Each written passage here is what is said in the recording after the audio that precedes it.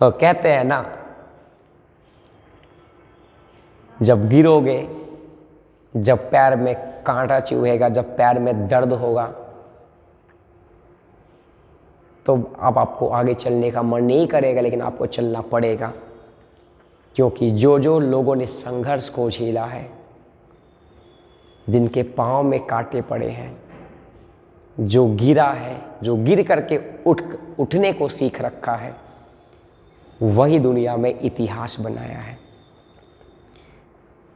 सबके ज़िंदगी में संघर्ष आएंगे, सबके ज़िंदगी में कठिनाइयाँ आती हैं, लेकिन कुछ लोग हार जाते हैं, कुछ लोग उस संघर्ष को अपनी ताकत बनाते हैं, कुछ लोग अपनी उस दर्द को ताकत बनाते हैं और आगे की तरफ मूव ऑन बढ़ते हैं, आगे की तरफ मूव ऑन कर जाते हैं भैया। तभी तो न बड़े बड़े पन्नों में उनका नाम लिखा जाता है। गुड मॉर्निंग बच्चों, कैसे हो? बढ़िया बच्चों, मैं भी बढ़िया हूँ। बच्चों, आज अपन ऑर्गेनिक केमिस्ट्री का बहुत ही अच्छा चैप्टर को लेकर के आया हूँ। बहुत सारे बच्चे इस चैप्टर से परेशान रहते हैं कि सर ये चैप्टर जो है ना, कुछ समझ नहीं आता है, क्या करें क्या नहीं करें। तो जी हाँ, ये बहुत ही एक अच्छा चैप्टर माना जाता है ऑर्गेनिक केमिस्ट्री का, जिस चैप्टर का नाम है बायोमॉलिक्यूल्स। अगर आप चाहते हो कि बायोमॉलिक्यूल्स ये बढ़िया तरीक़ा से आपको समझ में आ जाए, आपकी ब्रेन के अंदर चले जाए भाई, तो आपको मेरे साथ इस वीडियो का अंत तक बने रहना है। श्योर? पक्का? चलो एक बार सब लोग मुस्कुरा देंगे, क्योंकि आपका एग्ज़ाम नज़दीक आने वाले हैं और पूरे दुनिया को मुस्कुराहट से जीत सकते हैं। तो अपन एक बहुत ही बढ़िया चैप्टर स्टार्ट करने वाले हैं, बायोमॉलिक्यूल्स, है ना। चलो देखते हैं। कह रहा है ये बायोमॉलिक्यूल्स, है ना। आप अगर इस बायोमॉलिक्यूल्स को देख पा रहे हैं तो सिर्फ ये बायोमॉलिक्यूल्स NCERT का टॉपिक को मैंने ले जाया। सिर्फ NCERT टॉपिक, इंपॉर्टेंट टॉपिक को मैंने आपके सामने, है ना, लाने का कोशिश करा। बायोमॉलिक्यूल्स, चलो biomolecules one short video NCERT, ठीक। चलो सबसे पहला आपके दिमाग में ये सवाल जरूर आता होगा भाई कि बायोमॉलिक्यूल्स क्या होता है। हालांकि ये कुछ खास वैसा इंपॉर्टेंट सवाल है नहीं, बायोमॉलिक्यूल्स क्या होता है, श्योर।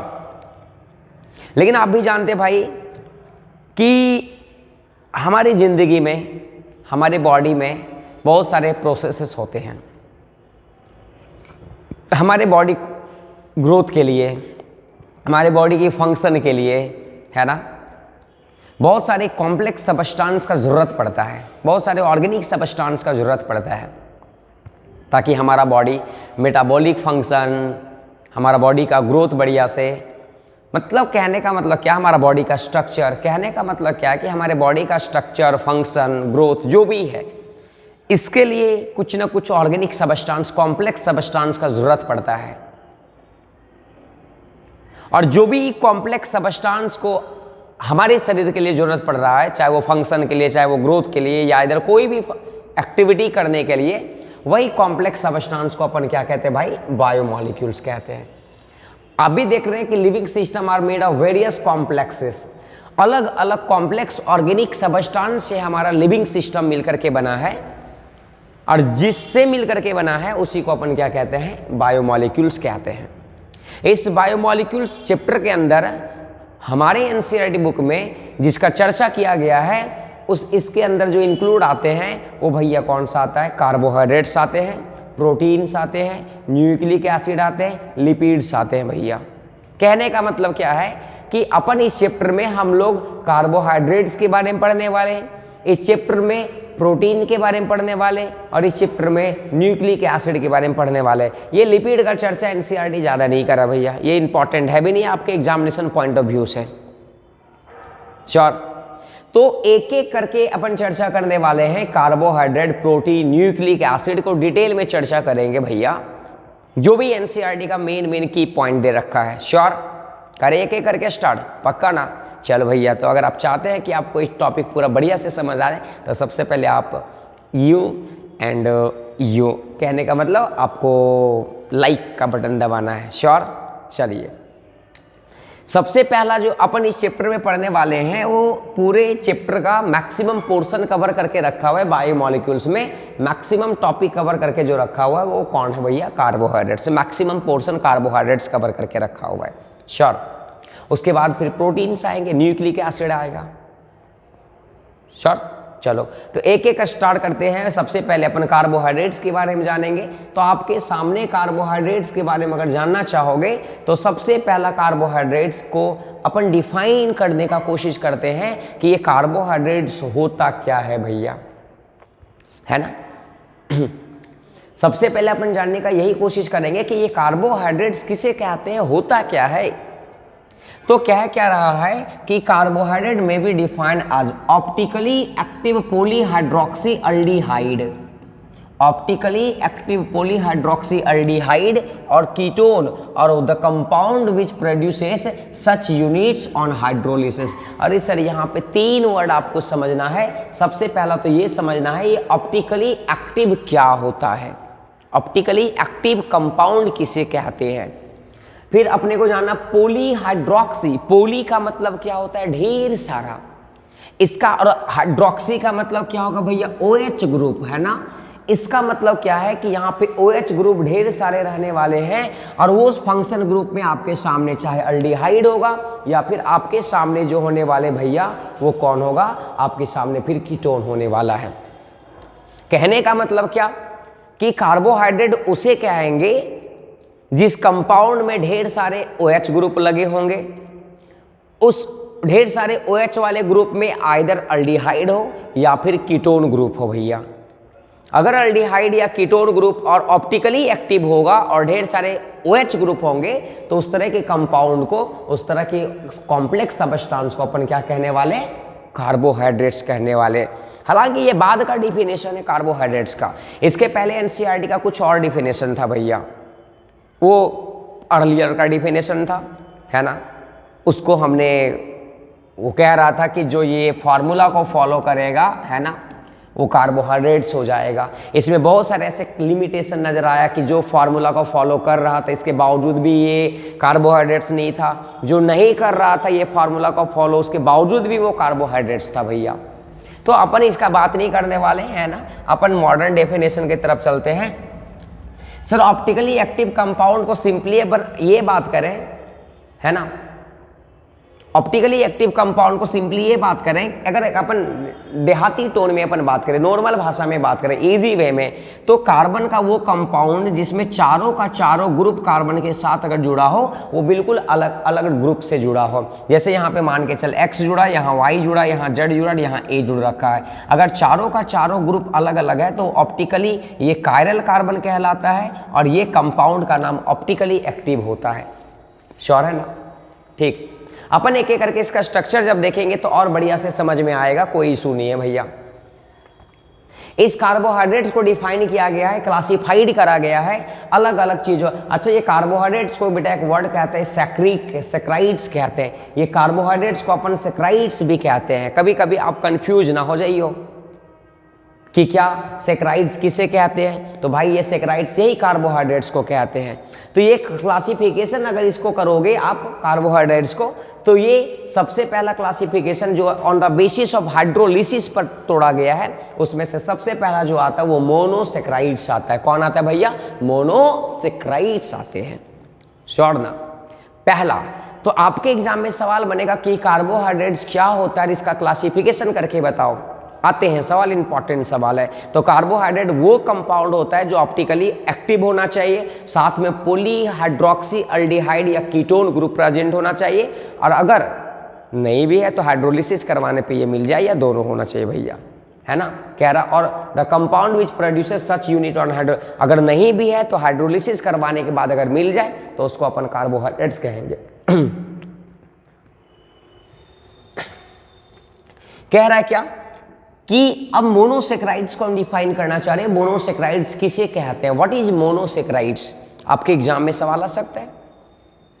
तो जब कभी भी मोनोसेक्राइड्स का बात करेगा तो आप ये मोनो का मतलब क्या होता है, एक होता है। मोनो का मतलब क्या, एक, सिंगल, है ना। मोनो का मतलब सिंगल, डाई का मतलब दो, ट्राई का मतलब तीन, पोली का मतलब ढेर सारा, है ना। तो भाई अपन बात करने वाले मोनोसेक्राइड्स का डिफाइन करना चाहेंगे। तो कह रहा है carbohydrate that can not be hydrolyse further to give simpler unit, can not be hydrolyse to give simpler unit of polyhydroxyaldehyde और कीटोन इज कॉल्ड मोनोसेक्राइड। कह रहा है क्या कि सर मोनोसेक्राइड्स वो कंपाउंड होता है जिसको फर्दर हाइड्रोलिसिस करवाना पॉसिबल नहीं है, और कोई भी चीज़ों का फर्दर हाइड्रोलिसिस करवाना का पॉसिबल नहीं जब वो सिंपलेस्ट फॉर्म में होगा भैया। अगर वो ऑलरेडी सिंपलेस्ट फॉर्म में होगा तो उसको हाइड्रोलिसिस करवाएंगे तो कभी पॉसिबल नहीं है कि और सिंपलेस्ट फॉर्म में टूट जाए, क्योंकि वो ऑलरेडी सिंपलेस्ट फॉर्म में है ना। तो कह रहा है क्या कि monosaccharide can not be hydrolysed further to give simpler unit polyhydroxyaldehyde और कीटोन।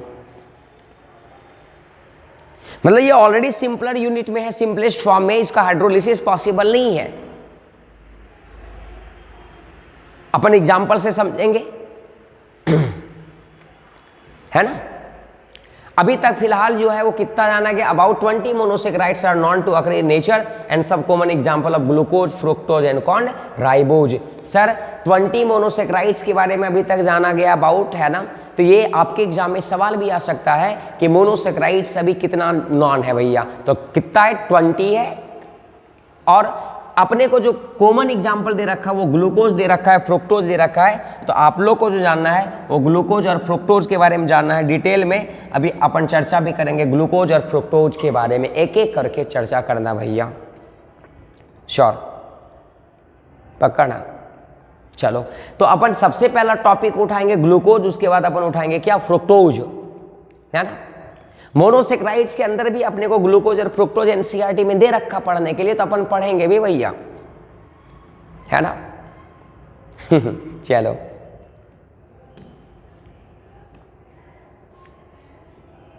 सबसे पहला अपन बात कर लेते भैया। अपन अगर देखोगे तो यहां पे कैसे मोनोसेक्राइड्स को अपन क्लासिफाइड करे हैं। मोनोसेक्राइड्स को कह रहा है क्या कि क्लासिफिकेशन ऑफ मोनोसेक्राइड्स, मोनोसेक्राइड्स को भी अपन क्लासिफाइड करे हैं। Monosaccharides are further classified on the basis of number of carbon atom and the functional group present in them। कह रहा है क्या कि ये मोनोसेक्राइड्स को भी कितना कार्बन का संख्या है और कौन सा फंक्शन ग्रुप प्रेजेंट है, इसके बेसिस पे हम लोगों ने इसको क्लासिफाइड करा है। जैसे if the monosaccharide contain N aldehyde group, अगर मान के चल मोनोसेक्राइड्स के पास एल्डिहाइड ग्रुप है, एल्डिहाइड ग्रुप का मतलब समझ में आ रहा है ना, ये एल्डिहाइड ग्रुप का मतलब कौन सा ग्रुप, CHO ग्रुप है, then it is known as aldose. तो अगर कोई मोनोसेक्राइड में अल्डिहाइड प्रेजेंट होगा तो आप उसको अल्डोज कहोगे, और अगर मान के चल ये कीटोन ग्रुप होगा तो उसको अपन कीटोज कहेंगे। क्या कहोगे, अल्डिहाइड है तो अल्डोज, अल्डिहाइड है तो अल्डोज। ए भाई बोल ला भाई, बोल बोल बोल, ऐसे नहीं बैठो, आपको रिस्पॉन्स करना है। अगर अल्डिहाइड है तो अल्डोज और कीटोन है तो कीटोज, ओज ओज, रोज नहीं ओ कोई कह रहा सर रोज, रोज नहीं। अगर अल्डिहाइड है तो अल्डोज, अगर कीटोन है तो कीटोज। क्लियर, श्योर ना।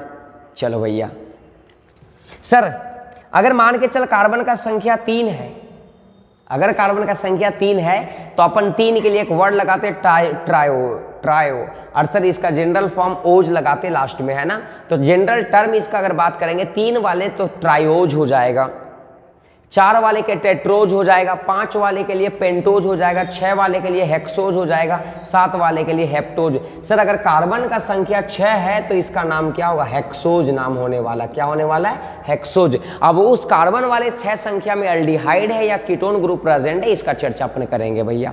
अगर कार्बन का संख्या 4 है भैया तो टेट्रोज, कार्बन का संख्या 7 है तो हेप्टोज। और अगर उस कार्बन वाले संख्या में अगर मान के चल अल्डिहाइड ग्रुप जुड़ा है, तो जैसे मान के चल 3 कार्बन का संख्या में अल्डिहाइड है तो अपन यहाँ बेटा एक वर्ड चुराएंगे अल्डो। अल्डो का मतलब अल्डिहाइड ग्रुप, और ट्राइओज का मतलब 3 कार्बन, मतलब कार्बन का संख्या 3 होगा, श्योर। और उसी के अंदर OH ग्रुप होगा, और उसी में कहीं ना कहीं अल्डिहाइड ग्रुप होगा भैया। अगर इसी में अगर मान के चल कीटोन ग्रुप रहा तो कीटो लगाते हैं, और यहाँ 3 कार्बन था तो ट्राइओज लगा दिए। कीटो का मतलब कीटोन फंक्शन ग्रुप होगा, और ट्राइओज का मतलब 3 कार्बन का संख्या होगा। सेम चीज अगर 4 कार्बन तो टेट्रोज, अगर अल्डिहाइड ग्रुप प्रेजेंट तो अल्डो प्लस टेट्रोज, अल्डो टेट्रोज, अगर कीटो प्रेजेंट तो कीटो प्लस टेट्रोज, कीटो टेट्रोज। अगर 5 है तो पेंटोज लिखते हैं जनरल टर्म, अगर अल्डिहाइड ग्रुप है तो अल्डो पेंटोज और कीटो पेंटोज। सर अगर 6 ग्रुप है तो हेक्सोज जनरल टर्म हो गया, और इसके लिए अल्डो लगाएंगे, अल्डिहाइड के लिए हेक्सोज लगा दिए, कीटो लगा दिए, कीटोन के लिए हेक्सोज लगा दिए। और सर अपने को कुछ नहीं पढ़ना, अपने को सिर्फ ये कार्बन वाला संख्या का पढ़ना है सर, जिसका संख्या 6 है, कहने का मतलब हेक्सोज, क्योंकि ग्लूकोज का फॉर्मूला आप जानते होंगे भैया। तो अपने को जो पढ़ना है वो कार्बन नंबर 6 वाले पढ़ना है, जिसको अपन हेक्सोज कह रहे हैं, और वो दोनों का दोनों अल्डोज, अल्डो हेक्सोज और कीटो हेक्सोज दोनों पढ़ने वाले हैं। एक बार अपन कार्बन का संख्या में अल्डिहाइड ग्रुप डालेंगे, और एक बार अल्डिहाइड की जगह पे कीटोन ग्रुप डालेंगे कार्बन नंबर 6 में ही। इसी का अपन को डिटेल चर्चा करना है। श्योर? पक्का? कंसेप्ट समझ में आया? पक्का? मूव ऑन करें आगे? शाबाश। चलो भैया अपन आगे मूव कर रहे हैं। सर सबसे पहला जो अभी हमने बताया ना कि सबसे पहला जो टॉपिक पढ़ना अपने को वो पढ़ना है भैया ग्लूकोज के बारे में पढ़ना है। किसके बारे में? ग्लूकोज। कोई बताना भैया ग्लूकोज। अभी हमने बताया ग्लूकोज कह रहा है कि glucose occur in freely in nature में फ्रीली पाया जाता है as one in the combined form. Combined form में भी पाया जाता है और फ्रीली भी पाया जाता है नेचर में। It is present in sweet taste and honey. कह रहा कि ये स्वीट फ्रूट्स में प्रेजेंट होते हैं और हनी में प्रेजेंट होता है। Ripe grape also contain glucose in large amount. कह रहा कि है ना राइप ग्रेप्स पका हुआ अंगूर जो होता है वो उसमें ग्लूकोज बहुत अच्छा मात्रा में होता है। ये कोई बड़ा बात नहीं भैया, ये तो ऐसे ही हो गया ग्लूकोज के बारे में, है ना, ऐसे वैसे ये बकवास है। चलो अपन एक और स्लाइड को मूव करते हैं। तो ग्लूकोज के बारे में अपन डिटेल जब स्टडी करना चाहते हैं तो ग्लूकोज का स्ट्रक्चर, ग्लूकोज का रिएक्शन अपन एक एक करके जानेंगे, है ना, कि कहाँ पे क्या होता है भाई, कैसे होता है। सर आपको भी पता है ये ग्लूकोज का फॉर्मूला क्या होता है? ग्लूकोज का फॉर्मूला C6H12O6। आपको पता है ना ये ग्लूकोज का फॉर्मूला होता है। श्योर है? दिस इज द फॉर्मूला किसका? ग्लूकोज। सर इस ग्लूकोज का स्ट्रक्चर में आकर आप देखोगे भैया, इस ग्लूकोज का स्ट्रक्चर में आप देखोगे भाई तो कार्बन का संख्या 6 आ गया। और सर इसका अगर डिटेल स्ट्रक्चर आप आगे है, डोंट वरी, टेंशन ना लेना। जब इसका डिटेल स्ट्रक्चर आप देखोगे तो इसमें अल्डिहाइड ग्रुप भी होगा और ढेर सारा OH ग्रुप भी होगा। तो सर और ऑप्टिकली एक्टिव भी होगा। एक कार्बन जो है वो 4 अलग अलग ग्रुप से जुड़े होंगे भैया। श्योर? आगे है स्ट्रक्चर, आपको टेंशन नहीं लेना, ग्लूकोज का स्ट्रक्चर है आगे। तो कह रहा है क्या ग्लूकोज के बारे में कि अब सबसे पहला टॉपिक अपने को पढ़ना है कि ग्लूकोज का प्रिपरेशन अपन कैसे करेंगे, ग्लूकोज कहां से प्राप्त होगा अपने को भैया। तो सबसे पहला हेडिंग दे रखा है ग्लूकोज का प्रिपरेशन करने के लिए अपन सुक्रोज लेंगे। फ्रॉम सुक्रोज से अपन प्राप्त करेंगे भैया। कैसे? कह रहा है if sucrose is boiled with HCl, diluted HCl or H2SO4 in an alcoholic solution, then glucose and fructose are obtained in equal amount। कह रहा है क्या, वेरी इंपॉर्टेंट बात है कि सर अगर आपने सुक्रोज को आपने डाइल्यूटेड HCl और H2SO4 के साथ रिएक्शन करवाया, हाइड्रोलिसिस करवाया सुक्रोज का, है ना, आपने अगर सुक्रोज का हाइड्रोलिसिस करवाया एसिडिक मीडियम में, तो कह रहा है क्या आपको जो मिलने उसमें आप सुक्रोज का तो आपको मिलेगा ग्लूकोज प्लस फ्रुक्टोज मिलने वाला है। सर दोनों का फॉर्मूला आप देख करके बता सकते हो सेम है? Yes sir, C6H12O6, C6H12O6। तो सर ग्लूकोज और फ्रुक्टोज में क्या फर्क है फिर भैया? है आपको तो कुछ लगता है कि सब तो एक ही जैसा है भैया है ना। सर ग्लूकोज और फ्रुक्टोज में है फर्क क्या है कि सर इसमें अल्डिहाइड ग्रुप है, इसमें कौन सा ग्रुप है? अल्डिहाइड। और इसमें जो है वो कौन सा ग्रुप है भैया? इसमें जो है कौन सा ग्रुप है? कीटोन ग्रुप है भैया। कौन सा ग्रुप? कीटोन ग्रुप है। इसमें अल्डिहाइड ग्रुप है, इसमें कीटोन ग्रुप है, ग्लूकोज और फ्रुक्टोज में। तो सबसे पहला तो आप मेरे को ये बता कि सुक्रोज को अगर हाइड्रोलिसिस आप करवाओगे एसिडिक मीडियम में तो आपको क्या मिलने वाला? ग्लूकोज और क्या? ग्लूकोज या glucose plus fructose? Yes sir, glucose और फ्रुक्टोज मिलने वाला, वो भी इक्वल अमाउंट में मिलने वाला है भैया। श्योर? तो अपन को ग्लूकोज चाहिए था, अपन ग्लूकोज ले करके अपन निकाल लेंगे, स्टडी करेंगे भैया इसका। तो प्रिपरेशन में आपने पहला देखा सुक्रोज से अपन क्या करवाए, H+H2O के साथ रिएक्शन करवा दिया, आपको मिल गया भैया ग्लूकोज प्लस फ्रुक्टोज मिल गया। श्योर, आगे बढ़े, चलो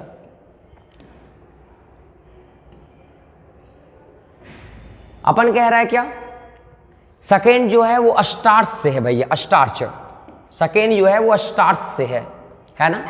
अगला जो अपने को निकालना होता है स्टार्च से, क्या कह रहा है, commercially glucose is obtain by the hydrolysis of a starch. Upon commercially अगर नहीं है ना, कॉमर्शियली मार्केट में सप्लाई करना होता है तो अपन स्टार्च से ग्लूकोज को निकालेंगे, कैसे, हाइड्रोलिसिस करवा के, on boiling it diluted H2SO4 और 393 केल्विन पे अंडर प्रेशर। मतलब आपने स्टार्च ले लिया C6H5O और यहाँ N है, N का मतलब ढेर सारा ये ग्रुप होगा सर, इसका हाइड्रोलिसिस करवाएंगे N मोल ऑफ वाटर के साथ, H+ के साथ, टेम्परेचर ले लिया, प्रेशर ले लिया सर, अपने को क्या मिल गया, सिर्फ ग्लूकोज मिला सर। ये जितना मोल लेंगे उतना मोल ग्लूकोज अपने को मिल जाएगा भैया, यहाँ पे C6H12O6 आपके सामने मिल जाएगा। तो सर अभी हमने दो पढ़ा, एक सुक्रोज से पढ़ा और दूसरा स्टार्च से पढ़ा। श्योर, कॉमर्शियली स्टार्च से मार्केट में ज़्यादा निकाला जाता है। श्योर, चलो अब क्या है कि भाई कि हमने ग्लूकोज का प्रिपरेशन करने के बाद, ग्लूकोज का हमने प्रिपरेशन करा भैया, ग्लूकोज का हमने प्रिपरेशन करा भैया, ग्लूकोज का प्रिपरेशन हमने कहाँ से करा, कोई बता सकता है? यस सर, हमने ग्लूकोज का प्रिपरेशन करा दो जगह से। कहाँ से करा कोई बताइए मेरे को? एक स्टार्च से करा, दूसरा कहाँ से करा, सुक्रोज से करा। अब सर कुछ सम रिएक्शन सब ग्लूकोज, कुछ रिएक्शन है जो ग्लूकोज का है, जो आपको याद रखना वेरी इंपॉर्टेंट है, काम का चीज़ है, और ये एग्जामिनेशन में सबसे ज़्यादा पूछने वाला है, सबसे इंपॉर्टेंट है, वेरी इंपॉर्टेंट। आप इसको स्टार भी मार सकता है भैया। श्योर, अब इसको काम का चीज़ है, इसको आप याद रख लोगे, है ना। चलो भैया, कह रहा है क्या कि पहला जो है वो रिएक्शन विथ HI है, इसको अपन लिख सकते हैं पहला नंबर में रिएक्शन विथ XI, है ना, REC रिएक्शन विथ किसके साथ, HI के साथ अपन करवा रहे, है ना। रिएक्शन विथ किसके साथ, HI के साथ अपन करवा रहे। कह रहा है कि on prolonged heating with HI, अपन अगर HI के साथ इसको हीट करेंगे, लंबा देर तक हीट करेंगे। प्रोलॉन्ग का मतलब क्या होता है बेटा, लंबा देर तक अपन को हीट करना है, ठीक, टू फॉर्म एनहेक्सेन। तो ये जो अपने को मिलने वाला है वो क्या मिल जाएगा, एनहेक्सेन मिल जाएगा भैया, एनहेक्सेन। मजेदार वाला बात क्या है कि ग्लूकोज को अगर आप लंबे देर तक हीट करोगे HI के साथ तो आपको जो है वो एनहेक्सेन मिल जाएगा, और सभी का सभी कार्बन जो है वो स्ट्रेट चेन में आ जाएगा भैया। सर आपको ग्लूकोज का स्ट्रक्चर आप देख पा रहे हैं यहाँ पे, सर ग्लूकोज का स्ट्रक्चर कुछ ऐसा है, CHO है, CHOH कितना बार भैया, 4 बार है, और फिर यहाँ पे क्या भैया, CH2OH है। सर कोई बताना यहाँ पे देख, तो आप देख करके बता OH ग्रुप है या नहीं, अच्छा खासा।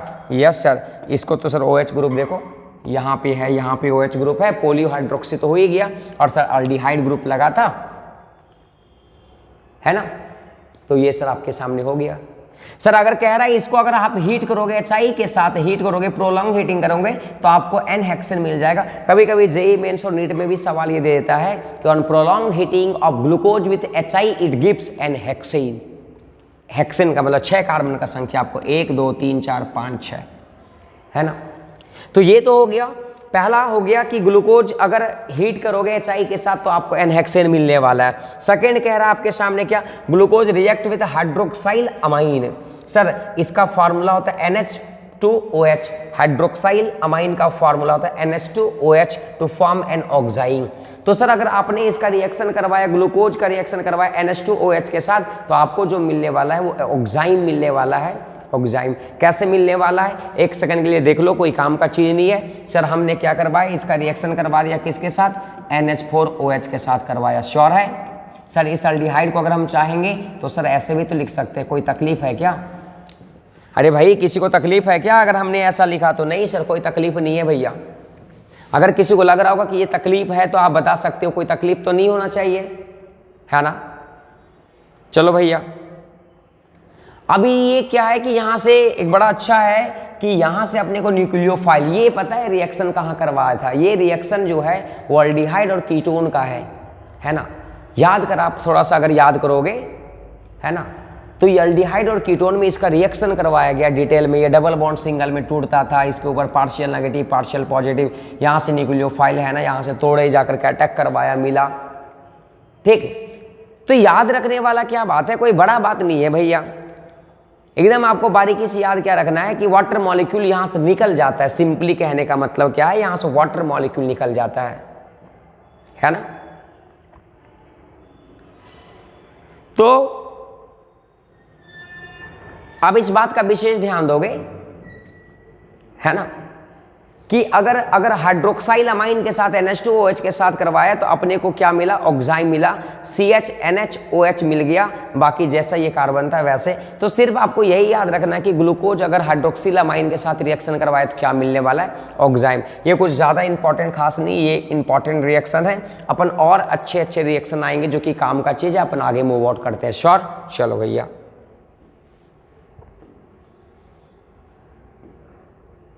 नेक्स्ट है आपके सामने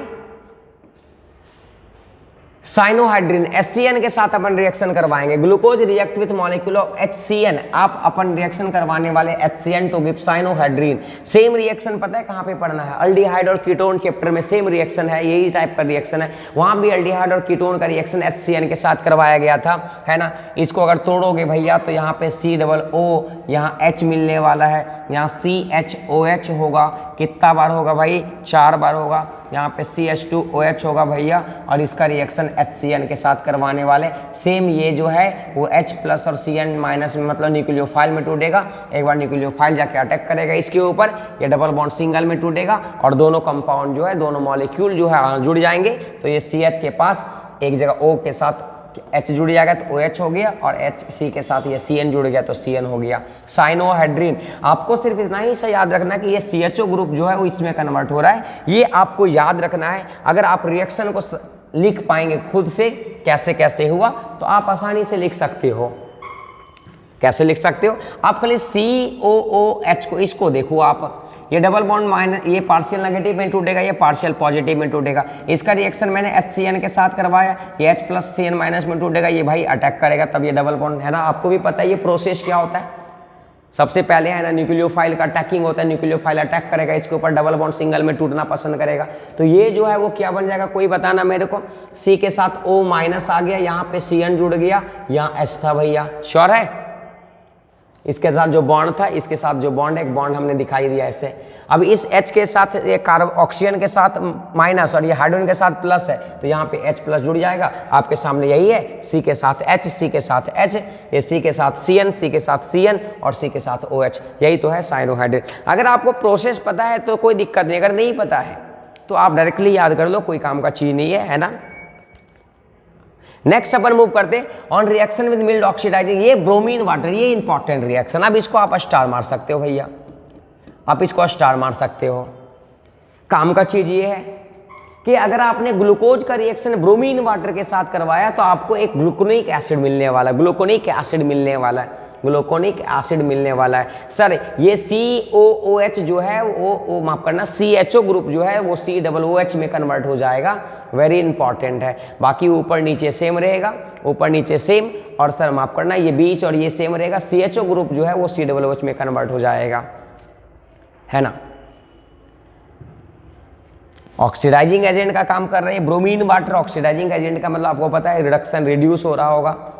रिड्यूस होने का मतलब आपको भी पता है भैया, ऑक्सीजन का जुड़ना था, ऑक्सीजन जुड़ गया भैया। श्योर, तो आपको ये याद रखना है कि अगर ग्लूकोज का रिएक्शन आपने ब्रोमीन वाटर के साथ करवाया तो आपको क्या मिला, ग्लूकोनिक एसिड मिला। क्या मिला, ग्लूकोनिक एसिड मिला। ये आपको याद रखना है। ग्लूकोनिक एसिड फॉर्मूला क्या होता है, ऊपर COOH कर देने का, बाकी नीचे जो सेम था वैसे लिख डालने का। श्योर, चलो भैया नेक्स्ट है आपके सामने,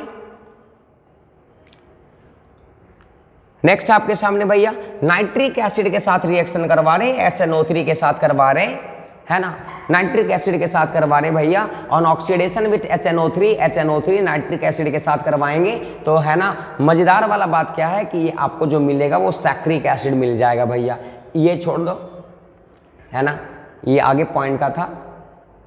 ऑन ऑक्सीडेशन में नाइट्रिक एसिड ग्लूकोज है ना जो है वो क्या मिलाने वाला है, ग्लूकोज जो है सैक्रिक एसिड देने वाला है। सैक्रिक एसिड का मतलब क्या हो रहा है कि सर ऊपर भी COOH मिलेगा और नीचे भी COOH मिल जाएगा भैया। देखो ये फर्क है सैक्रिक एसिड में, सर ऊपर तो COOH मिला ही मिला, नीचे भी COOH मिल गया, मतलब ये CH2OH किस में कन्वर्ट हो गया, COOH में कन्वर्ट हो गया भैया, है ना।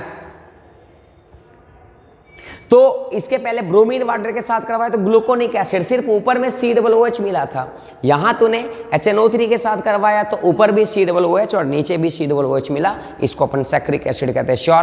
तो अभी हमने 3-4 रिएक्शन बड़ा HI के साथ करवाया भैया, तो एनहेक्सेन मिला, साइनोहाइड्रिन मिला, ऑक्साइम मिला, ग्लूकोनिक एसिड मिला, सैक्रिक एसिड मिला। बस आपको ये याद रखना कि कौन सा रिएक्शन किसके साथ करवाने पे क्या मिल रहा है, ये एग्जाम में सवाल पूछता है भैया। ये रिएक्शन है, एग्जाम में सवाल पूछता है। और यही रिएक्शन जो है वो बायोलॉजी में नहीं दे रखा है, क्योंकि ये बायोलॉजी में भी पढ़ना होता है चैप्टर, है ना। श्योर। बढ़े आगे, चलो भैया।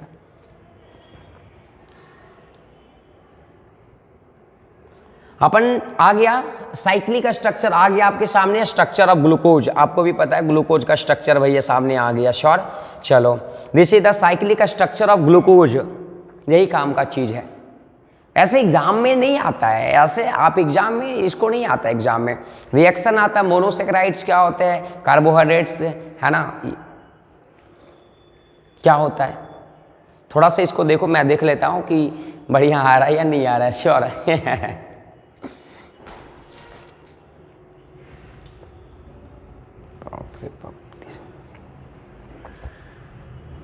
तो ये है आपके सामने, है ना, ये cyclic structure of glucose. Sir आप यहां देखोगे भैया, तो हम साइक्लिक स्ट्रक्चर बनाना चाहते हैं। साइक्लिक स्ट्रक्चर कैसे बन जाएगा, आपके सामने ये ग्लूकोज का ओरिजिनल स्ट्रक्चर होता है, ये ग्लूकोज का ओरिजिनल स्ट्रक्चर होता है। श्योर। देखो सर, C हो गया, यहाँ पे डबल बॉन्ड O हो गया, H हो गया। सर अल्डिहाइड ग्रुप नजर आ गया आपको। सर यहाँ पे कार्बन होता, कार्बन होता, कार्बन होता, कार्बन होता। सर सब जगह पे कार्बन हो गया, और यहाँ पे नीचे में CH2 क्या होता, OH होता है। सर आप काउंट करके देखो, 6 कार्बन हो गया, 1 2 3 4 5 6 हो गया, अल्डिहाइड ग्रुप हो गया। Sir 1 OH 2 OH 3 OH 4 OH और एक यहाँ पे 5 OH ग्रुप भी हो गया। तो सर इसको पॉलीहाइड्रोक्सी कह सकते हैं। Yes sir. तो ये तो पॉलीहाइड्रोक्सी भी हो गया, अल्डिहाइड भी। और सर सब कार्बन को देखो, ये इसके साथ जुड़ा, ये इसके साथ जुड़ा, ये इसके साथ, और इधर कोई और ग्रुप जुड़ा भैया। तो ऑप्टिकली एक्टिव कंपाउंड भी हो गया आपके सामने। कह रहा है क्या कि साइक्लिक स्ट्रक्चर में इसको हमको साइकिल बनाना है। ये ओपन स्ट्रक्चर हो गया, this is the open structure. हम सोच रहे हैं कि इसको साइक्लिक स्ट्रक्चर बनाया स्टडी करने के लिए डिटेल में, क्योंकि ओपन स्ट्रक्चर से ग्लूकोज का डिटेल प्रॉपर्टी नहीं जाना जा सकता, इसी वजह से इसको साइक्लिक स्ट्रक्चर बनाया गया, इसका डिटेल स्टडी करा गया। तो हुआ कुछ ऐसा कि एक कार्बन 2 3 4 5 कार्बन वाला ये OH ग्रुप जो है, सो जा करके पहला नंबर कार्बन पे अटैक कर रहा है। और जब अटैक करेगा तो आपको भी पता है भैया कि ये डबल बॉन्ड किस में टूटेगा, सिंगल बॉन्ड में टूटेगा। एक के ऊपर पार्शियल नेगेटिव आएगा, एक के ऊपर पार्शियल पॉजिटिव आ जाएगा। श्योर। तो भैया आपको भी पता है कि यहाँ से OH में H+ होता है, O- होता है, पता है कि नहीं पता है? अरे भाई ये पता होना चाहिए ना। तो ये H+ जो है, ये H+ जो है इस क्या ऑक्सीजन के साथ जुड़ जाएगा, जैसे यहाँ पे दिखाया। यहाँ से जो OH जो था, ये H जो था, ये H इस OH के साथ जुड़ गया है, और हमने बना दिया यहाँ पे सिर्फ ऑक्सीजन को दिखा दिया ऐसे करके। सर यहाँ पे ऑक्सीजन को मैंने दिखा दिया, यहाँ वाला जो H था, ये H जो है वो यहाँ पे आ गया भैया, और मैंने ऑक्सीजन को बॉन्ड से ही दिखा दिया। अबे देखो ये साइक्लिक बन गया भैया, ये साइक्लिक बन गया। कोई बताना साइक्लिक जो बन रहा है वो पहला कार्बन और किसके बीच में बना, 5वां नंबर कार्बन के बीच में बन रहा है। सर यहाँ पे OH ग्रुप जो है वो ये साइड है सर, है ना। कोई जरूरी है क्या ये OH ग्रुप ये साइड हो सकता? सर अगर ये हाइड्रोजन को हमने पहले कर दिया, देखो यहाँ पे ये साइड चेंज बदल दिया पोजीशन, और सर मैंने यहाँ से ये OH को मैंने ले जा रहा था, ये OH गया गया गया गया गया यहाँ पे, वही वाला हाल होगा। सर सबसे पहले यहाँ पे O ऑक्सीजन डबल बॉन्ड के साथ था, C डबल बॉन्ड O ऐसे था कुछ, आप देखो यहाँ पे, यहाँ से OH जाएगा, प्लस होता माइनस है, ये भाई हाइड्रोजन जा करके ये ऑक्सीजन के साथ जुड़ जाएगा, सिंगल से डबल, डबल से सिंगल में टूट गया, तो डबल से सिंगल में टूट गया और ऑक्सीजन के साथ हाइड्रोजन जुड़ गया, और मैंने ऑक्सीजन को यही रहने दे दिया, दिखा दिया कि ये साइक्लिक स्ट्रक्चर बन रहा है। तो अगेन यहाँ पे 2 तरह का स्ट्रक्चर बन रहा है ना। अगेन यहाँ पे 2 तरह का स्ट्रक्चर बन रहा है कि अगर ये OH ग्रुप भैया लेफ्ट साइड में हो, और ये OH ग्रुप भाई ये माफ करना, ये राइट साइड, ये लेफ्ट साइड है ना। अगर ये OH ग्रुप ये साइड है तो इसको अपन अल्फा कहते हैं, अगर OH ग्रुप राइट साइड में है तो बीटा कहते हैं अपन, है ना। OH ग्रुप अगर राइट साइड है तो बीटा, अगर OH ग्रुप लेफ्ट साइड है तो अल्फा। 2 तरह का स्ट्रक्चर आपको मिलता है, तो alpha glucose and beta glucose, है ना सर। यहाँ अच्छा के लिए हम लोग डी लगा देते हैं प्लस का साइन और डी माइनस प्लस का साइन लगा देते हैं। ये अल्फा डी ग्लूकोज बेसिकली नाम होता है, इसका क्या कहते हैं उसको, स्ट्रक्चर को बताने का काम करता है। जब इसका डिटेल स्टडी करोगे तो आपको समझ ही आ जाता है ना। तो सर दो ये OH ये CHO, अगर ये ऑक्सीजन को मैंने ये साइड रखा तो H जुड़ रहा है, जब इधर रखा तो ये दो तरह का स्ट्रक्चर पाए हम लोगों ने साइक्लिक स्ट्रक्चर में, alpha D glucose and beta D glucose हो गया भैया। चलो नेक्स्ट मूव करते हैं अपन।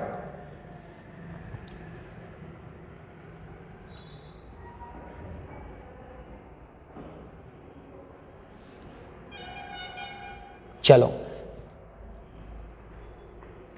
कह रहा है क्या, द 6 मेंबर, कुछ इंपॉर्टेंट टर्म रिलेटेड था तो देख लिया। The 6 member cyclic structure of glucose is called pyranose. अगर ग्लूकोज का 6 मेंबर कार्बन रिंग होता है, साइक्लिक रिंग स्ट्रक्चर होता है, उसको अपन पायरोनोज कहते हैं और it is analogy to pyran. और ये जो आप अगर ग्लूकोज का स्ट्रक्चर से अगर एनालॉगी करना चाहोगे तो पायरन के जैसा होता है। और पायरन is a cyclic organic compound with 1 oxygen atom and 5 carbon atom. Sir same चीज है, अगर आप ऑक्सीजन वाले ग्लूकोज को आप देखना चाहोगे तो सर टोटल देखो तो कितना कार्बन के साथ रिंग बनाए, 5, उसमें एक ऑक्सीजन है, 1 2 3 4 5 और एक ऑक्सीजन। सेम यहाँ पे है सर 5, 1 2 3 4 5 और एक ऑक्सीजन। तो वही कह रहा कि ये दोनों एनालॉगी होता है, कोई बड़ा बात नहीं है। श्योर। चलो भैया अब इसका आता है हवार्ड्स स्ट्रक्चर, ग्लूकोज का आता है हवार्ड्स स्ट्रक्चर, आप देख सकते हो। अभी मैंने पढ़ा था ग्लूकोज दो पार्ट में तोड़ा, alpha D glucose and beta D glucose. Sir alpha D glucose और बीटा डी ग्लूकोज का अगर पोजीशन को आप देखोगे तो सिर्फ एक जगह से फर्क आपको नजर आने वाला, सिर्फ एक जगह पे। और वो कौन सा जगह नजर आएगा फर्क, यहाँ पे देखो भैया, सिर्फ यहाँ पे आपको नजर आने वाला फर्क। ये OH जो है राइट साइड है, ये OH जो है लेफ्ट साइड है, बाकी डिट्टो का डिट्टो सेम है। ये OH राइट साइड, ये OH लेफ्ट साइड है, बाकी डिट्टो का डिट्टो सेम है। इसी को मैंने हवार्ड्स स्ट्रक्चर से समझने का कोशिश करा तो आपके सामने हवार्ड्स स्ट्रक्चर देखा गया ग्लूकोज का। तो भैया कुछ ऐसा आया आपके सामने, आप देख सकते हो कुछ ऐसा। देख लो भैया, ये OH यहाँ है और ये OH ऊपर चला गया, मतलब राइट साइड वाले को ऊपर और लेफ्ट साइड वाले को हमने नीचे कर दिया। सर ये वाला कार्बन और ये वाले कार्बन को देखो आप, यहाँ OH ऊपर और ये OH नीचे है, बाकी डिट्टो का डिट्टो सब ग्रुप सेम है भैया, सब ग्रुप सेम है भैया, है ना।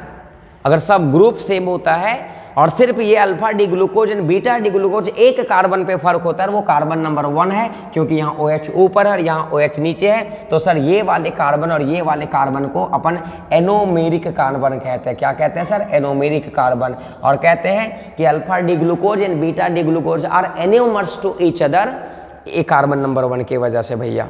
श्योर, कोई बड़ा बात नहीं, अपन आगे बढ़ते हैं। अपन आगे फ्रुक्टोज की तरफ मूव ऑन कर रहे हैं, है ना। फ्रुक्टोज की तरफ अपन अगर मूव ऑन करेंगे तो भाई आप देख सकते हो फ्रुक्टोज के बारे में क्या कह रहा है। फ्रुक्टोज के बारे में कह रहा है कि ये इंपॉर्टेंट कीटो हेक्सोज है, क्योंकि यहाँ पे कीटो ग्रुप प्रेजेंट होगा। और कह रहा है कि इसको ग्लूकोज से, है ना, it is obtain along with glucose bye hydrolysis of disaccharide. आपको भी पता है कि डाइसेक्राइड्स को हाइड्रोलिसिस करवाते हैं, तो ये ग्लूकोज के साथ साथ आधकर सुक्रोज को हमने करवाया था, तो वहाँ पे इक्वल अमाउंट में ग्लूकोज भी मिल रहा था और फ्रुक्टोज भी मिल रहा था, तो वही फ्रुक्टोज को मैंने पढ़ा। सर फ्रुक्टोज का स्ट्रक्चर आप देखोगे तो CH2OH और यहाँ पे CO ग्रुप है। सर वहाँ बताना CHO ग्रुप आ रहा था आपके सामने, CHO ग्रुप, यहाँ कार्बन था, यहाँ OH था, कार्बन था, H था, कार्बन था, OH था, कार्बन था, OH था, और यहाँ पे CH2OH था भैया, यहाँ H था, यहाँ H था, यहाँ OH था, यहाँ H था आपके सामने, यही तो था। सर यहाँ पे अल्डिहाइड ग्रुप नजर आ रहा है, यहाँ कीटोन 1 2 3 4 5 6 आ गया, है ना। श्योर। तो सर यहाँ पे कीटोन ग्रुप प्रेजेंट है, यहाँ अल्डिहाइड, इसी वजह से इसको कीटो हेक्सोज कह रहे हैं भैया, है ना। अब इनका डिटेल स्टडी करेंगे। इसका मॉलिक्यूलर फार्मूला वही होता है जो ग्लूकोज का होता है, C6H12O6, वही सेम चीज़ है, कोई बड़ा बात नहीं है। साइक्लिक स्ट्रक्चर ऑफ ग्लूकोज यहाँ पे जब हमने बनाने का कोशिश करा तो अपन को क्या आया, देखो भैया, यहाँ पे रिंग बनाना है। सर यहाँ पे रिंग जो बन रहा है वो किसके किसके बीच में बन रहा है, सर दूसरा नंबर कार्बन और 5वां नंबर कार्बन के बीच में रिंग बना। वहाँ पे 1 नंबर और 5वां नंबर के बीच में बन रहा था, और यहाँ पे दूसरा और 5वां नंबर के बीच में रिंग बन रहा है। सर कुछ नहीं करने का, सर इसका स्ट्रक्चर ओरिजिनल तो तूने देखा ही था, CH2OH था भैया, यहाँ पे COO था, बाकी से ऐसे सर ये वाले कार्बन दूसरा नंबर कार्बन, सर दूसरा नंबर कार्बन, ये पहला नंबर कार्बन CH2OH हो गया, ये दूसरा नंबर कार्बन, और यही कार्बन के साथ OH O ग्रुप है। सर सेम 5वां नंबर वाला OH जाएगा, यहाँ से OH था ना भाई, यहाँ से OH जाने वाला है, H प्लस होगा जो जाकर के O प्लस जो H प्लस जो होगा उसी ये कहाँ चला गया, इसके पास। ये जो H प्लस जाने वाला है 1 2 3 4 और एक और ले लेते हैं भैया, यहाँ से OH जाएगा। ठीक है, अब देखो हम बताना चाह रहे हैं एक बार जल्दी, कुछ इंपॉर्टेंट खास नहीं है सर। यहाँ से ये OH जाएगा तो सर H के ऊपर प्लस और O के ऊपर माइनस, तो ये H जो है वो इसके साथ जुड़ जाएगा, डबल बॉन्ड सिंगल में जुड़ जाएगा, OH हो गया। और सर ये ऑक्सीजन के साथ ये साइक्लिक रिंग बना लेगा ऑक्सीजन के साथ, तो यही तो करा भैया। सेम कंडीशन अगर ये OH इधर जुड़ा, कहने का मतलब अगर OH इधर जुड़ा तो इसका नाम होता है अल्फा, और अगर OH इधर जुड़ा राइट साइड तो उसका नाम होगा बीटा। तो यहाँ भी दो टाइप का होता है, अल्फा और क्या, बीटा। ये भी दो टाइप का स्ट्रक्चर होता है, अल्फा एंड बीटा। सर अगर OH ये इसको उतना अगर नहीं समझ आ रहा है तो आप मेरी बातों करो, यहाँ पे डबल बॉन्ड O था भैया, ये H यहाँ पे जुड़ गया और ऑक्सीजन यहाँ रह गया, तो भाई अगर ये इधर रहा तो ये अल्फा, अगर ये OH उधर कर दिया तो बीटा। सेम चीज़ यही ऊपर नीचे का फर्क है, एक ऊपर होगा एक नीचे होगा, तो ये भी है ना, ये भी अलग अलग करा जा सकता है दोनों को, है ना, C1 कार्बन के वजह से। इसका आगे हवार्ट्स स्ट्रक्चर आ गया भैया। अब अगर हवार्ट्स स्ट्रक्चर देख पा रहे होंगे तो कुछ नहीं करा, देखो एक OH को नीचे ले लिया और एक OH को कहाँ ले लिया, ऊपर ले लिया। देखो आप OH नीचे और OH ऊपर, लेफ्ट साइड वाले को नीचे, राइट साइड वाले को ऊपर ले लिया। सर ये कार्बन पे फर्क है, देखो दूसरा नंबर कार्बन पे यहाँ पे आपको फर्क नजर आ रहा होगा, OH नीचे OH ऊपर, बाकी डिट्टो का डिट्टो सेम होगा। तो सर इसको अपन क्या कहेंगे, alpha D fructose and beta D fructose कहते हैं। श्योर, चलो इसके बाद आता है भाई, है ना, अभी तक हम लोगों ने सिर्फ मोनोसेक्राइड्स के बारे में पढ़ा, मोनोसेक्राइड्स में भी जो हमने पढ़ा वो ग्लूकोज और फ्रुक्टोज के बारे में पढ़ा। सिर्फ एक रिएक्शन इंपॉर्टेंट है आपका, केमिकल रिएक्शन जो आ रहा था, और पहला मोनोसेक्राइड्स का टाइप, ये कार्बोहाइड्रेट्स का टाइप मोनोसेक्राइड्स में पढ़ा, ग्लूकोज फ्रुक्टोज, और उसके बारे में जो रिएक्शन करा वो याद। आपको साइक्लिक स्ट्रक्चर याद करने का जरूरत नहीं, हवार्ट्स स्ट्रक्चर याद करने का जरूरत नहीं है। श्योर, कह रहा है क्या। अब कार्बोहाइड्रेट्स का दूसरा जो टाइप है, पहला तो मैंने मोनोसेक्राइड्स पढ़ा, अगला जो टाइप है वो भाई डाइसेक्राइड्स है। डाई का मतलब क्या होता है, दो। इसका मतलब क्या है कि यहाँ पे जब हाइड्रोलिसिस करवाएंगे तो अपने को दो सिंपलर यूनिट मिलने वाला है। Disaccharides on hydrolysis by diluted acid और एंजाइम यील्ड 2 मोनोसेक्राइड्स, है ना, 2 मॉलिक्यूल, दो ऑफ सेम और डिफरेंट मोनोसेक्राइड। अब जो दो मिल रहा है वो दो आपस में सेम भी हो सकता है, और अगर जो दो मिला वो दोनों अलग अलग भी हो सकता है भैया। श्योर, थोड़ा सा थ्योरेटिकल पोर्शन है ना, ऑर्गेनिक केमिस्ट्री में थोड़ा सा थ्योरेटिकल पोर्शन, और यहाँ पे अजीब टाइप का बायोलॉजी से रिलेटेड टर्म दे दिया है, तो आपको ज़्यादा परेशान होने का ज़रूरत नहीं है। आप वही पढ़ो जो आपके काम का चीज़ है फिलहाल अभी, है ना। चलो भैया, तो कह रहा है क्या, अगर डाइसेक्राइड्स को तूने हाइड्रोलिसिस करवाया तो आपको 2 मोनोसेक्राइड्स मिल रहा है, और ये दोनों मोनोसेक्राइड सेम भी हो सकता है और ये दोनों मोनोसेक्राइड से डिफरेंट भी हो सकता है भैया। श्योर, अभी एग्जाम्पल देखेंगे, आपको टेंशन लेना बिल्कुल नहीं है भैया। देखो, the 2 monosaccharides are joint together. अब ये 2 मोनोसेक्राइड जो ज्वाइंट होने वाला है आपस में, वो एक ऑक्साइड लिंकेज से होने वाला है, और वो कब होगा, loss of the water molecule जब होगा, और इस तरह का लिंकेज जो प्रेजेंट होगा उसको अपन क्या कहते हैं, ग्लाइकोसिडिक लिंकेज। ये वेरी इंपॉर्टेंट बात है भैया, वेरी इंपॉर्टेंट बात। हम क्या बताना चाह रहे हैं, आपको इस बात का विशेष ध्यान देना है। कह रहा है क्या कि मान के चल 2 मोनोसेक्राइड A प्लस B, अगर ये दोनों आपस में मिल रहा है तो कह रहा है दोनों के बीच में एक बॉन्ड पाया जाएगा जो ऑक्साइड लिंकेज कहलाएगा, ऑक्सीजन से जुड़ा होगा, और ये ऑक्सीजन ये तब दोनों के बीच में बन रहा होगा जब यहाँ पे वाटर मॉलिक्यूल का लॉस हुआ होगा, और ये लिंकेज का नाम बेटा क्या होता है, ग्लाइकोसिडिक लिंकेज आता है। ग्लाइकोसिडिक लिंकेज किसके बीच में प्रेजेंट होता है, क्या 2 मोनोसेक्राइड्स के बीच में प्रेजेंट होता है, यस या नो। अगर यस तो आपको कमेंट सेक्शन में करना है यस। 2 मोनोसेक्राइड्स के बीच में ऑक्सीजन के थ्रू लिंकेज पाया जाता है, ऑक्साइड लिंकेज, और ये पूरे लिंकेज का नाम ग्लाइकोसिडिक लिंकेज होता है, और ये किस में पाया जाता है, मोनोसेक्राइड्स में पाया जाता है। श्योर, चलो भैया देखते हैं अपन आगे, इसका स्ट्रक्चर है, टेंशन नहीं लेने का। अब इसको अपन डाइसेक्राइड्स को अपन 3 पार्ट में करके पढ़ने वाले हैं। इसका 3 टाइप्स होता है, डिटेल स्टडी करेंगे तीनों का, है ना। इसका इंपॉर्टेंट लेक्चर है कि डिटेल अपन 3 है, एक का नाम है भाई सुक्रोज, दूसरा का नाम है माल्टोज, तीसरा का नाम है लैक्टोज। नीट में तो बहुत बार पूछा है कि which of the following is not a part of disaccharides, तो आप इसको याद रख लोगे। एम का मतलब हो गया मोहन, एम का मतलब हो गया मोहन, एल का मतलब हो गया लाल और एस का मतलब हो गया शर्मा। एक लड़का का नाम था जिसका नाम है Mohanlal Sharma, Mohanlal Sharma. Mohanlal Sharma is a type of किसका, डाइसेक्राइड्स, है ना, समझ आया। अब ये तीनों का डिटेल स्टडी अपने को करना है, तो एक एक करके करें, आगे बढ़े। चलो मोहनलाल शर्मा जी, ओए शर्मा जी कैसे हैं, चलिए भैया मोहनलाल शर्मा जी। अपन बात करने वाले सबसे पहला जो बात करेंगे सुक्रोज के बारे में बात करने वाले, सुक्रोज, ठीक।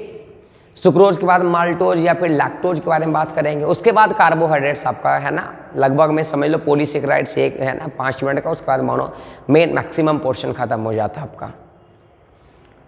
देख लो थोड़ा सा,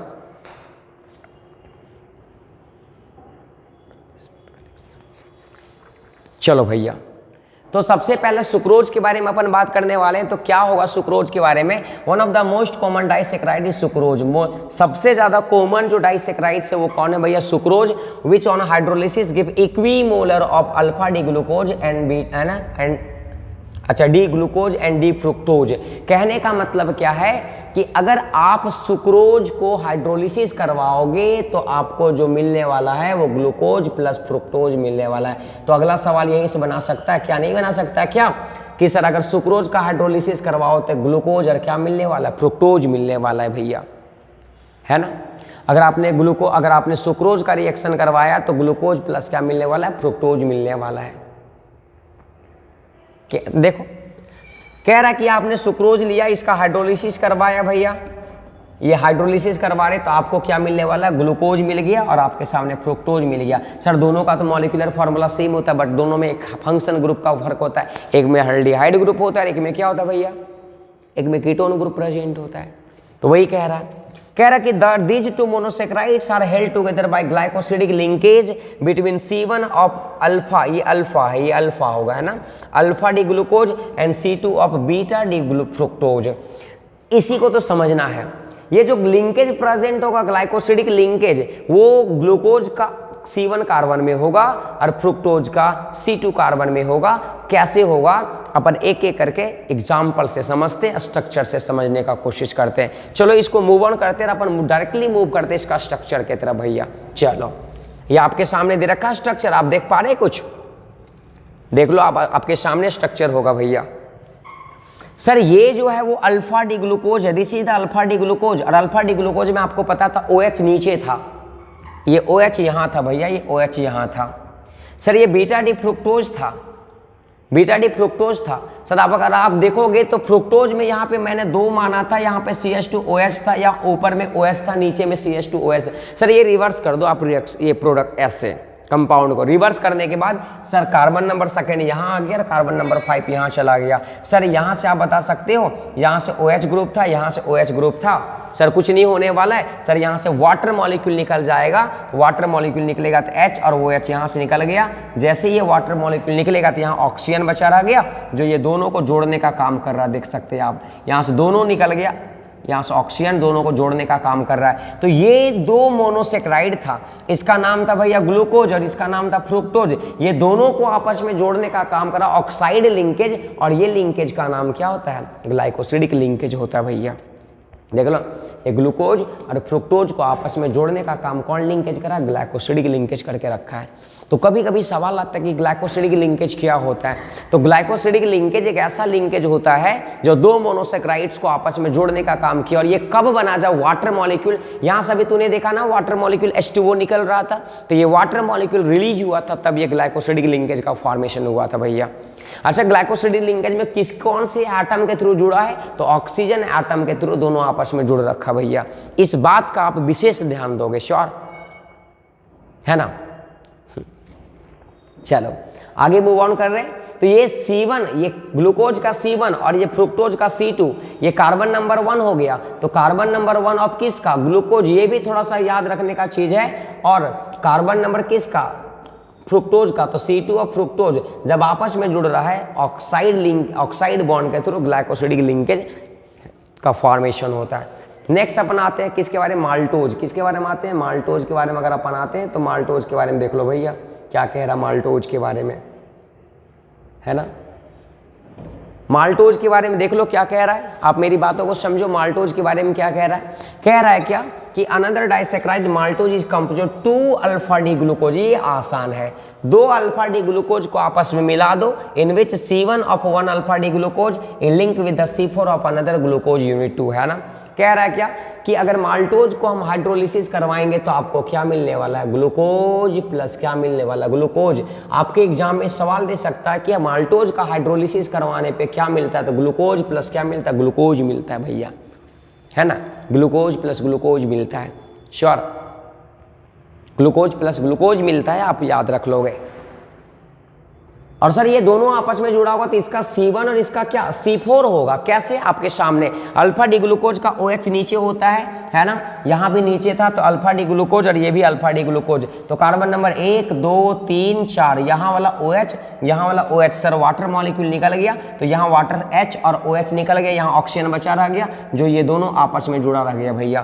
तो ये पहला वाला का 1 और दूसरे वाले का चौथा नंबर के बीच में ऑक्सीजन जुड़ा, ऑक्साइड लिंकेज आया, ग्लाइकोसिडिक लिंकेज आया, पहला और चौथा के बीच में, यही तो है ग्लाइकोसिडिक लिंकेज। क्या ये 2 मोनोसेक्राइड्स को जोड़ने का काम नहीं किया। अच्छा, माल्टोज का जब आपने हाइड्रोलिसिस करवाया था तो ये जो मिला आपको मोनोसेक्राइड, क्या ये दोनों सेम है या अलग अलग है, सेम है या अलग अलग, सेम है, ग्लूकोज प्लस ग्लूकोज। लेकिन इसके पहले वाले में सुक्रोज का तूने करवाया था तो ग्लूकोज प्लस फ्रुक्टोज मिल रहा था, कोई बताना वो सेम था या अलग अलग था। भैया वो अलग अलग था ना, अरे भाई वो अलग अलग ही था ना। सर यहाँ पे देखो ना, ग्लूकोज और ग्लूकोज मिल रहा है, वहाँ पे ग्लूकोज प्लस फ्रुक्टोज मिल रहा था। तो वही तो कह रहा था कि डाइसेक्राइड्स का आप हाइड्रोलिसिस करवाओगे तो 2 मोनोसेक्राइड से देंगे, जो सेम भी हो सकता है अलग अलग भी हो सकता है। तो सेम के सामने ग्लूकोज ग्लूकोज आ गया और यहाँ पे 1 और 4 के बीच में ग्लाइकोसिडिक लिंकेज का फॉर्मेशन हुआ, है ना, श्योर। चलो अपन आते भैया, अपन आते हैं लैक्टोज के बारे में, अपन आते हैं लैक्टोज के बारे में थोड़ा सा देख लेते हैं। लैक्टोज के बारे में क्या कह रहा है थोड़ा सा देख लेते हैं, ये ज़्यादा कुछ खास इंपॉर्टेंट है नहीं लैक्टोज के बारे में। चलो भाई देख लेते हैं लैक्टोज के बारे में। कह रहा है क्या, it is more commonly known as milk sugar. इसको अपन मिल्क शुगर भी कहते हैं क्योंकि मिल्क में सबसे ज़्यादा जो है वो लैक्टोज पाया जाता है ना।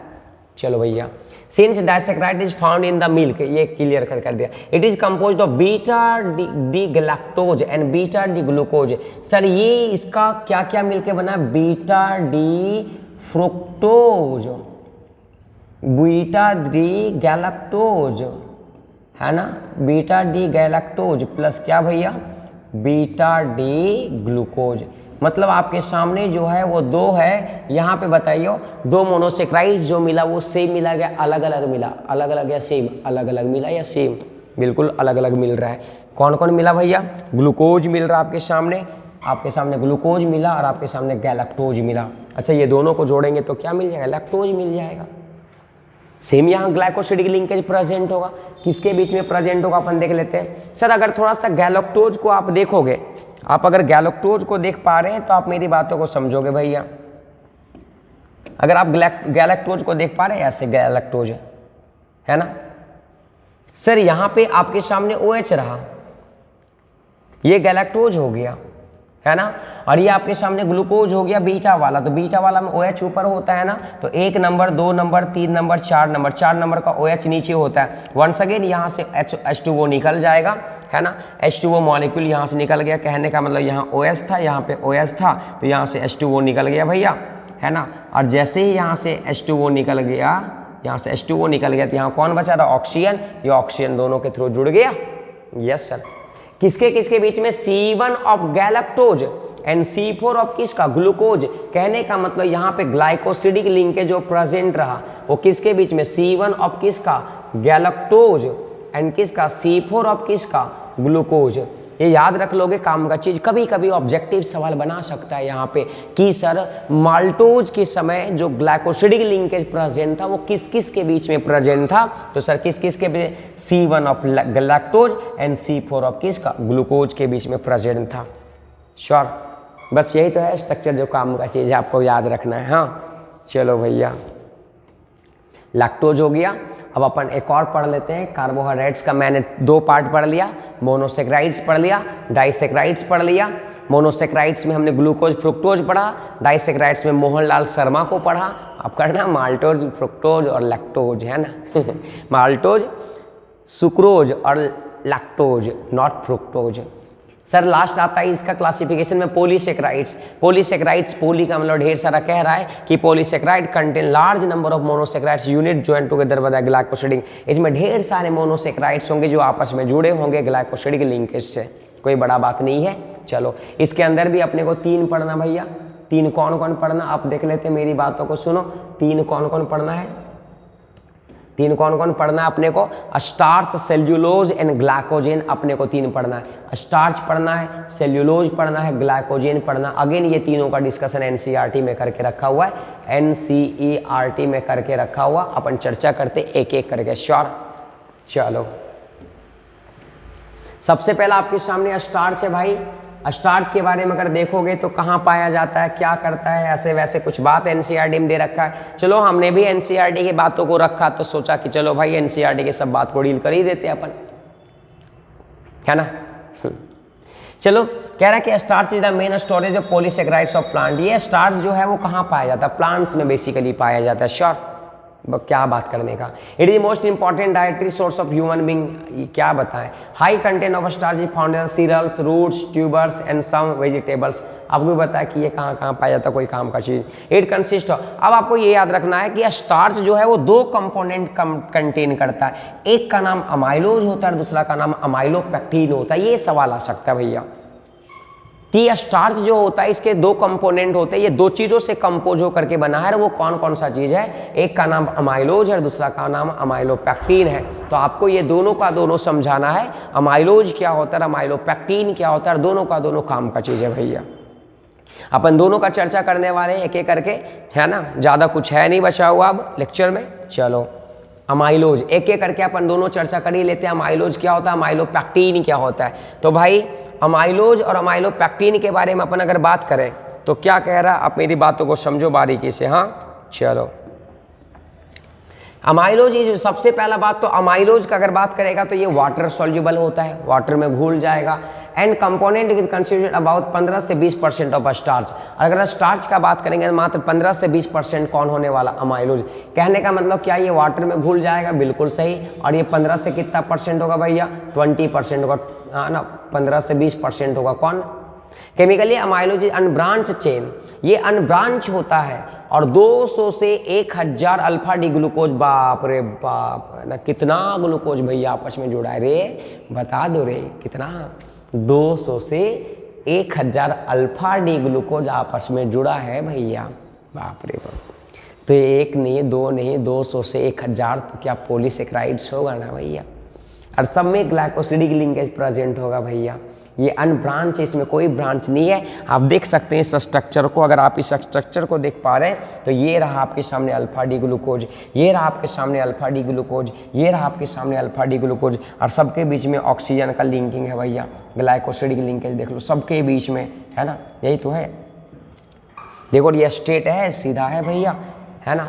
तो ये अनब्रांच है, इसमें कोई भी ब्रांच नहीं है भैया। और आगे जोड़ना चाहेंगे तो क्या ऐसे ही जुड़ जाएगा भैया, है ना, ऐसे ही जुड़ जाएगा भैया।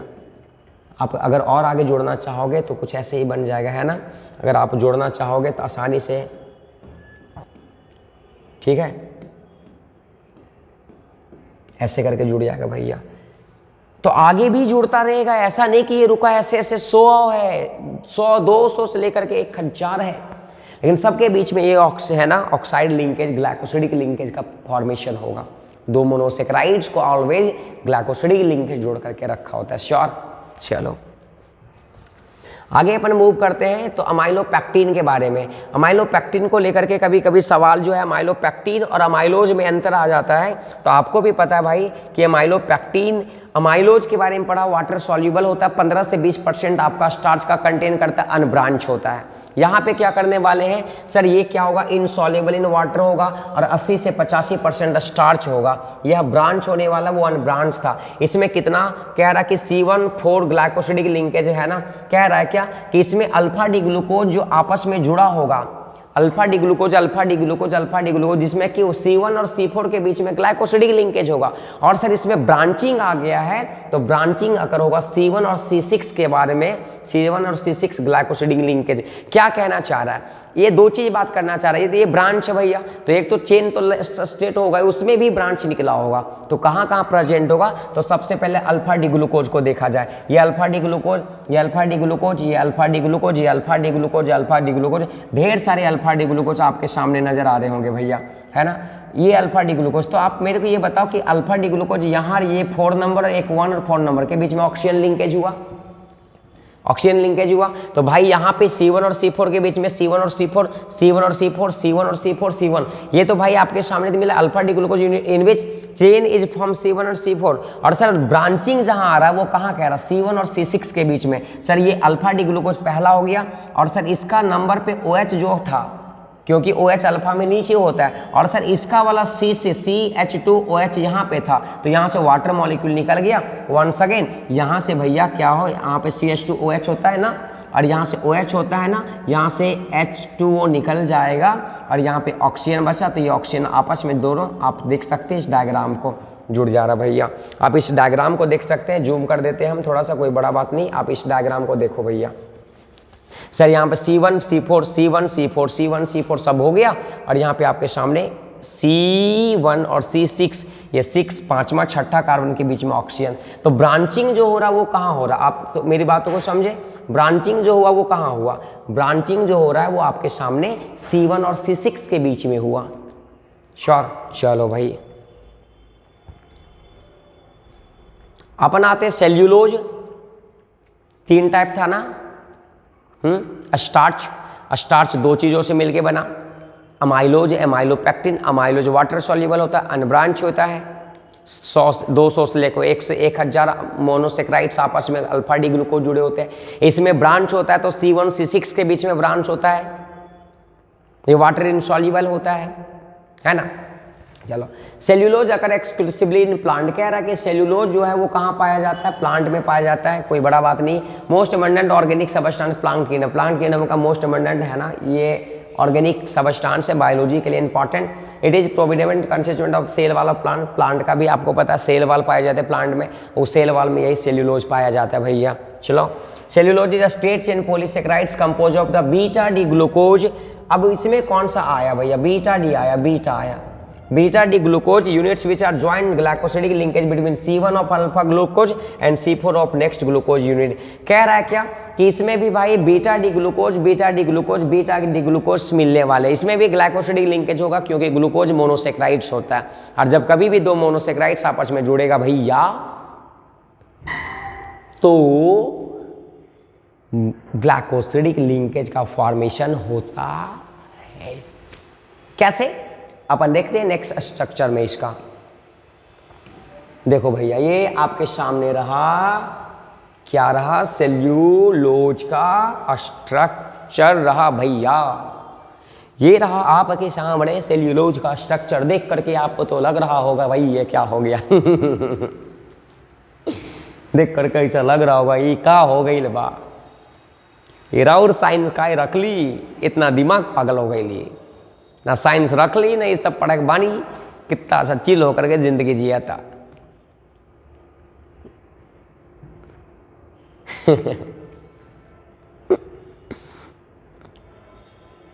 तो कहते हैं ना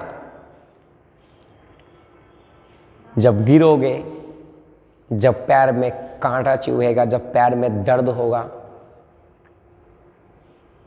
तो अब आपको आगे चलने का मन नहीं करेगा, लेकिन आपको चलना पड़ेगा, क्योंकि जो जो लोगों ने संघर्ष को झेला है, जिनके पांव में कांटे पड़े हैं, जो गिरा है, जो गिर करके उठने को सीख रखा है, वही दुनिया में इतिहास बनाया है। सबके ज़िंदगी में संघर्ष आएंगे, सबके ज़िंदगी में कठिनाइयाँ आती हैं, लेकिन कुछ लोग हार जाते हैं, कुछ लोग उस संघर्ष को अपनी ताकत बनाते हैं, कुछ लोग अपनी उस दर्द को ताकत बनाते हैं और आगे की तरफ मूव ऑन बढ़ते हैं, आगे की तरफ मूव ऑन कर जाते हैं भैया। तभी तो ने बड़े बड़े पन्नों में उनका नाम लिखा जाता है। तो ये स्ट्रक्चर है, क्या इशू है, पढ़ना तो पड़ेगा ना भैया। चलो देखते हैं। देखो भैया आप देखोगे तो ये है ना कैसा स्ट्रक्चर है, ये आपके सामने बीटा डी फ्रुक्टोज, क्योंकि बीटा में बताए थे OH ऊपर होता है भाई, तो ये A1 हो गया, ये 1 2 3 4। अभी इसका स्ट्रक्चर को देखोगे तो एक नंबर होता है यहाँ 1 2 3 4, तो C1 और C4 के बीच में बन गया ऑक्साइड लिंकेज, ये ऑक्साइड लिंकेज। फिर से यहाँ A और 1 2 3 4, सर यहाँ पे ऑक्साइड, सर हर एक जगह पे वाटर मॉलिक्यूल निकल, यहाँ पे भी वाटर, यहाँ पे भी वाटर निकल रहा होगा। और जब कभी भी वाटर मॉलिक्यूल निकलेगा तो आपके सामने ग्लाइकोसिडिक लिंकेज का फॉर्मेशन हो रहा है इन केस ऑफ मोनोसेक्राइड्स, है ना। तो आप सेल्यूलोज का स्ट्रक्चर आप देख सकते हो कैसा, ये काम का चीज नहीं है, बस ऐसे ही एनसीईआरटी में दे रखा था तो हमको भी लगा भाई बता दो। हाँ चलो, इसके बाद है भैया ग्लाइकोजेन, ये लास्ट होता है ना ग्लाइकोजेन। उसके बाद अपन डायरेक्टली प्रोटीन स्टार्ट करते हैं और उसके बाद का ज़्यादा लेक्चर नहीं बचा है भैया। देखो भाई कह रहा है क्या कि carbohydrate are stored in animal body, glycogen कुछ नहीं है। कार्बोहाइड्रेट जो हमारे एनिमल में जमा होता है वो ग्लाइकोजेन के फॉर्मेट में होता है। It is known as the animal starch because structure is similar to the amylopectin rather than highly branch. कह रहा है कि इसका स्ट्रक्चर जो है वो किसके जैसा भैया, अमाइलोपैक्टिन के जैसा होता है, बस इसमें ज़्यादा ब्रांच होते हैं। अच्छा अमाइलोपैक्टिन में ब्रांच कहाँ कहाँ पाया जाता है, कोई बता सकता है क्या? अगर आपको पता होगा जल्दी से कमेंट सेक्शन में यस लिख कर बता दो, कहाँ कहाँ पाया जाता है ये भी बता दो भैया। अमाइलोपैक्टिन में ब्रांच कहाँ प्रेजेंट होता है? I am waiting for your answer, okay. कैसा English? It present in liver muscles and brain. अरे भाई ये सब क्या बताने का है, ग्लाइकोजन लीवर में मसल्स में। When the body needs glucose enzyme, ये सब कुछ नहीं, glycogen found in yeast and fungi. चलो कोई बात नहीं है इसमें। चलो ये खत्म होता आपके सामने, क्योंकि इसका स्ट्रक्चर जो था वो अमाइलोपैक्टिन के ही जैसा था, बस ज़्यादा ब्रांच था भैया। तो ये आपका ओवरऑल मिला करके हमने कार्बोहाइड्रेट्स को खत्म करा। कार्बोहाइड्रेट्स को हमने तोड़ने का कोशिश किया, तो मैंने मोनोसेक्राइड्स में तोड़ा, डाइसेक्राइड्स में तोड़ा, पॉलीसेक्राइड्स में तोड़ा। मोनोसेक्राइड्स को मैंने 2 पार्ट में तोड़ा। कहने का मतलब एक चार्ट बना दूं मेरे सामने तो आप ऐसे अगर आप देख पा रहे हो तो यहाँ पे मैंने ओह भाई अपन वाइट पेन से लिख लेते हैं, कार्बोहाइड्रेट्स को मैंने तोड़ने का कोशिश किया। तो मैंने इसको 3 पार्ट में तोड़ा। किस में तोड़ा भैया? इसको मैंने 3 पार्ट में तोड़ा। एक का नाम था मोनोसेक्राइड्स, एक का नाम था डाइसेक्राइड्स, एक का नाम था पॉलीसेक्राइड्स। इसके अंदर मैंने 2 चीज़ को पढ़ा, ग्लूकोज पढ़ा और फ्रुक्टोज पढ़ा भैया। क्या क्या पढ़ा? ग्लूकोज एंड क्या पढ़ा? फ्रुक्टोज पढ़ा भैया। डाइसेक्राइड्स के अंदर मैंने 2 चीज़ों को पढ़ा, 3 चीज़ों को पढ़ा। मोहन कहने का मतलब माल्टोज पढ़ा, लैक्टोज पढ़ा लाल, और शर्मा पढ़ा कहने का मतलब सुक्रोज पढ़ा भैया। सर ये क्या क्या मोनोसेक्राइड्स देता है, ये कौन सा मोनोसेक्राइड्स देता है, यहाँ से सवाल बहुत इंपॉर्टेंट है भाई। और पॉलीसेक्राइड्स के अंदर मैंने क्या पढ़ा? स्टार्च पढ़ा। क्या पढ़ा? स्टार्च पढ़ा। और क्या पढ़ा भाई बताओ, जल्दी बताओ। स्टार्च पढ़ा और क्या पढ़ा? ग्लाइकोजेन पढ़ा। क्या पढ़ा भैया? ग्लाइकोजेन पढ़ा। और क्या पढ़ा? सेल्यूलोज पढ़ा, है ना। ये अपन स्टडी अभी तक हम लोगों ने कर लिया, ठीक। ग्लाइकोजेन ग्लूकोज से ज़्यादातर सवाल इसका रिएक्शन वगैरह से, प्रिपरेशन वगैरह से आ सकता है ना। इसका आ सकता है, इसके अंदर जो ग्लाइकोसिडिक लिंकेज था वो इंपॉर्टेंट है। C1 C4 किसके किसके बीच में ग्लाइकोसिडिक लिंकेज क्या मिलता है इसका हाइड्रोलिसिस करवाने पे, वो इंपॉर्टेंट है। श्योर। चलो कह रहा प्रोटीन के बारे में कौन नहीं जानता, प्रोटीन के बारे में बताने का तो जरूरत है नहीं, क्योंकि प्रोटीन के बारे में सब लोग बचपन से जानते हैं भाई। प्रोटीन लिया कर, प्रोटीन लिया कर, नहीं तो मेरे जैसा हो जाओगे। मेरे जैसे हो जाओगे भैया, प्रोटीन लिया करो। अरे भाई ऐसा नहीं, मैं प्रोटीन है ना बहुत डाइट मेंटेन है, हैवी वाला, वो चलता रहता है। चलो भैया, protein is the most abundant biomolecule of living system. आपको भी पता है बहुत इंपॉर्टेंट चीज़ है, बायोमोलिक्यूल्स है ना। Cheap source of protein are milk पिया करो, चीज़ लिया करो, पल्सेस लिया करो, पीनट लिया करो, फिश लिया करो, मीट। अब लोग कहते हैं कि फिश मटन नॉन वेज नहीं खाओ, नॉन वेज नहीं खाओगे भैया तो फिश मीट नहीं खाओगे तो आपको प्रोटीन कहाँ से मिलेगा, और आप बीमार के शिकारी हो जाओगे भैया। फिर डॉक्टर कहेगा भाई ये खाओ वो खाओ, है ना। हमारे देश में बाबा जी कहते हैं कि नॉनवेज नहीं खाना चाहिए, साइंस कहता है कि नॉनवेज खाने से आपके शरीर में क्या मिलने वाला, मीट खाने से आपको क्या मिलने वाला, प्रोटीन मिलने वाला है। आप बाबा जी का सुने या साइंस का सुने? हम जैसे लोग, आप जैसे लोग कन्फ्यूजन में रह करके अरे भैया जो होगा देखा जाएगा। लोग कहते जीव हत्या करना पाप है, यहाँ तो मीट खाने के लिए साइंस कहता है भैया। चलो बाद की बात। All protein are polymer of alpha amino acid. बस अब ये काम का चीज़ आ गया, फिर से ये काम का चीज़ आया। ये जितना सारा प्रोटीन है वो कहता है अल्फा अमीनो एसिड का पार्ट है। ऑल प्रोटीन्स आर पॉलीमर और alpha amino acid, there are required for the growth and maintenance of body. अब ये अल्फा अमीनो एसिड क्या होता है, इसी का तो चर्चा करना है। उसके बाद टॉपिक आई थिंक खत्म होने की कगार पर है। चलो अब हम यहाँ पे अगला हेडिंग अपना है भाई अमीनो एसिड। अगला जो है, अगला स्लाइड जो है वो कौन सा अमीनो एसिड है भैया, अमीनो एसिड है भैया। अल्फा अमीनो एसिड का है ना, अपन को डिटेल चर्चा यहाँ पे कुछ कुछ कर रखना है, कोई बड़ा कंसेप्ट नहीं है, आसान है।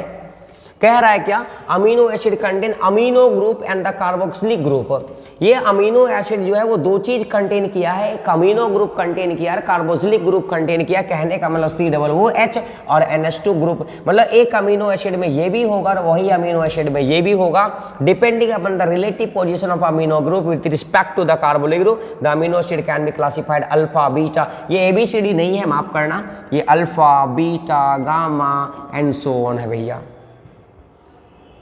है ना।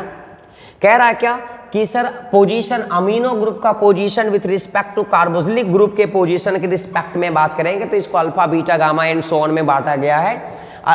जनरली अपने को जो पढ़ना है NCERT में वो कौन दे रखा, अल्फा अमीनो एसिड दे रखा है ना। ये जनरली जो अपने को दे रखा है वो कौन दे रखा, अल्फा अमीनो एसिड और ऑप्टेन हाइड्रोलिसिस ऑफ प्रोटीन। तो अपने को बीटा गामा वामा के बारे में नहीं पढ़ना, अपने को अल्फा अमीनो एसिड। अगर आप देखोगे तो ये कार्बोक्सिलिक ग्रुप है, आपके सामने NH2 ग्रुप प्रेजेंट है, आप देख पा रहे हैं स्ट्रक्चर को।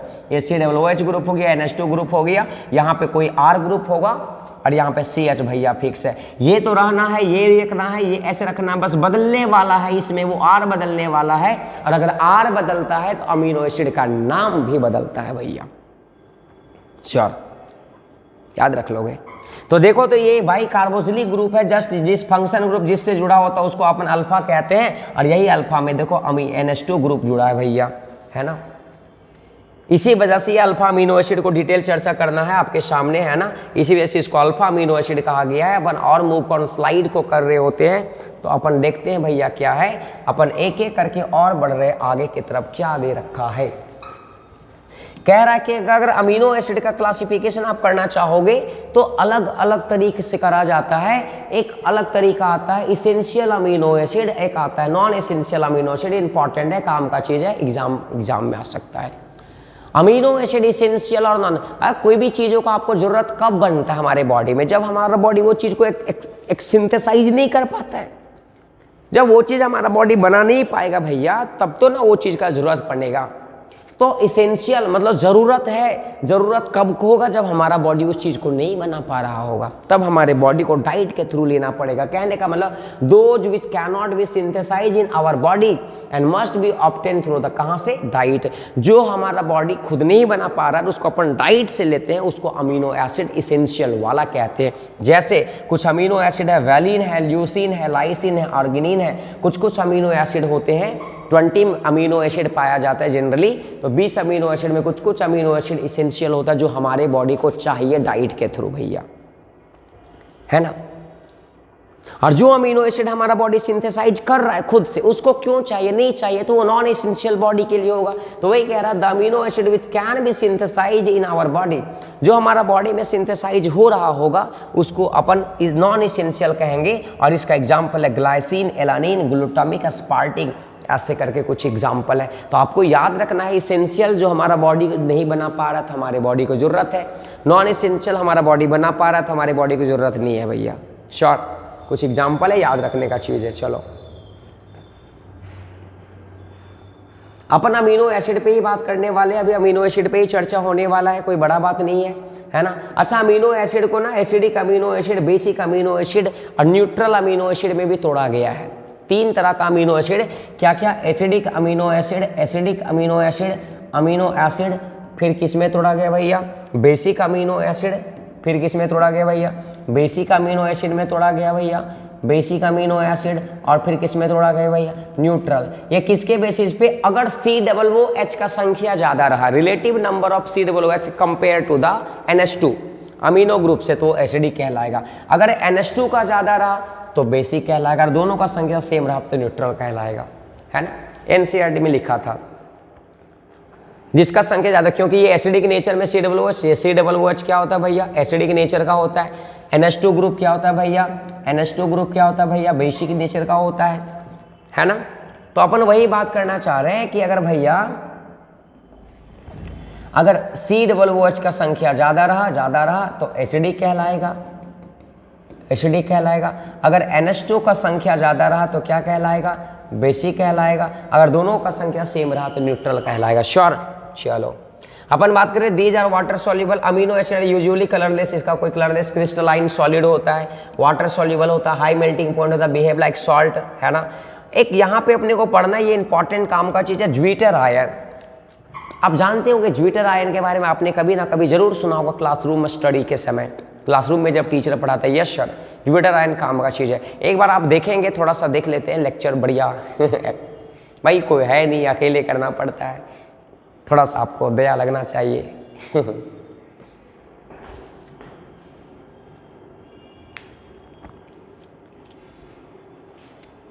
चलो हाँ, बढ़िया चल रहा, बढ़िया। कह रहा ज्वीटर आयन क्या होता है भाई कि in aqueous solution the carboxylic group can lose a proton, carboxylic group जो है प्रोटॉन को लूज करेगा। Amino group can accept a proton giving rise to dipolar ion.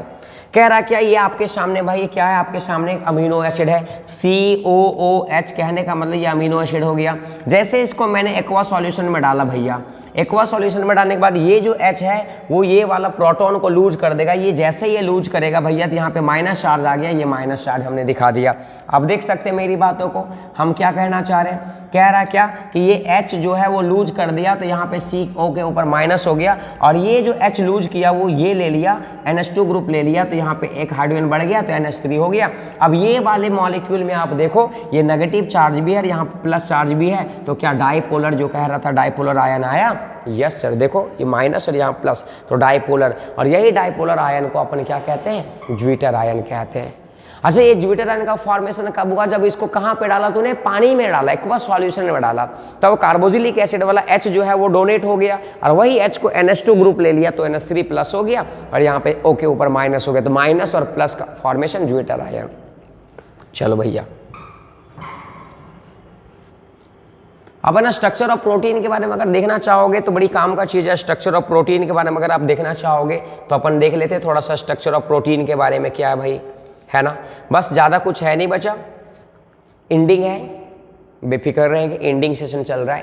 कह रहा है क्या प्रोटीन जो है भाई, कह रहा क्या प्रोटीन जो है भाई, कह रहा क्या प्रोटीन जो है भैया कि are polymer of alpha amino acid, ढेर सारे alpha amino acid, alpha amino acid, alpha amino acid, alpha amino acid, alpha amino बोलते रहे या हो गया ढेर सारे अमीनो एसिड आपस में जुड़ेंगे कनेक्टेड तो प्रोटीन का। अच्छा याद रखोगे जब अल्फा अमीनो एसिड जुड़ेगा तो यहाँ पे पेप्टाइड लिंकेज का फॉर्मेशन होगा। पेप्टाइड, सर मोनोसेक्राइड जुड़ रहा था तो ग्लाइकोसिडिक लिंकेज था, और अगर अमीनो एसिड जुड़ेगा प्रोटीन बनाने के लिए तो पेप्टाइड बॉन्ड का फॉर्मेशन होगा।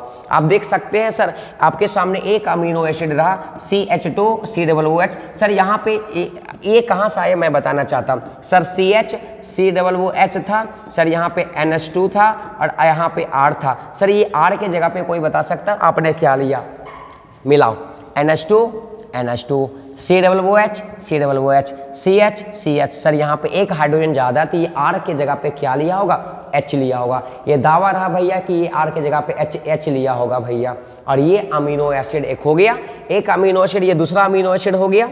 अच्छा यहाँ पे R के जगह पे क्या लिया होगा, CH2, आप माफ करना CH3। ये देखोगे आप, यहाँ पे देखो भाई, आप देखो भाई यहाँ पे CH3 लिया क्योंकि NH2 कॉमन मिला, COOH कॉमन मिला, CH कॉमन मिला, तो यहाँ पे एक अमीनो एसिड ये, एक अमीनो एसिड ये, यहाँ पे हमने वो अमीनो एसिड लिया जिसमें H आया, यहाँ पे हमने वो अमीनो एसिड लिया जो CH3 नजर आया।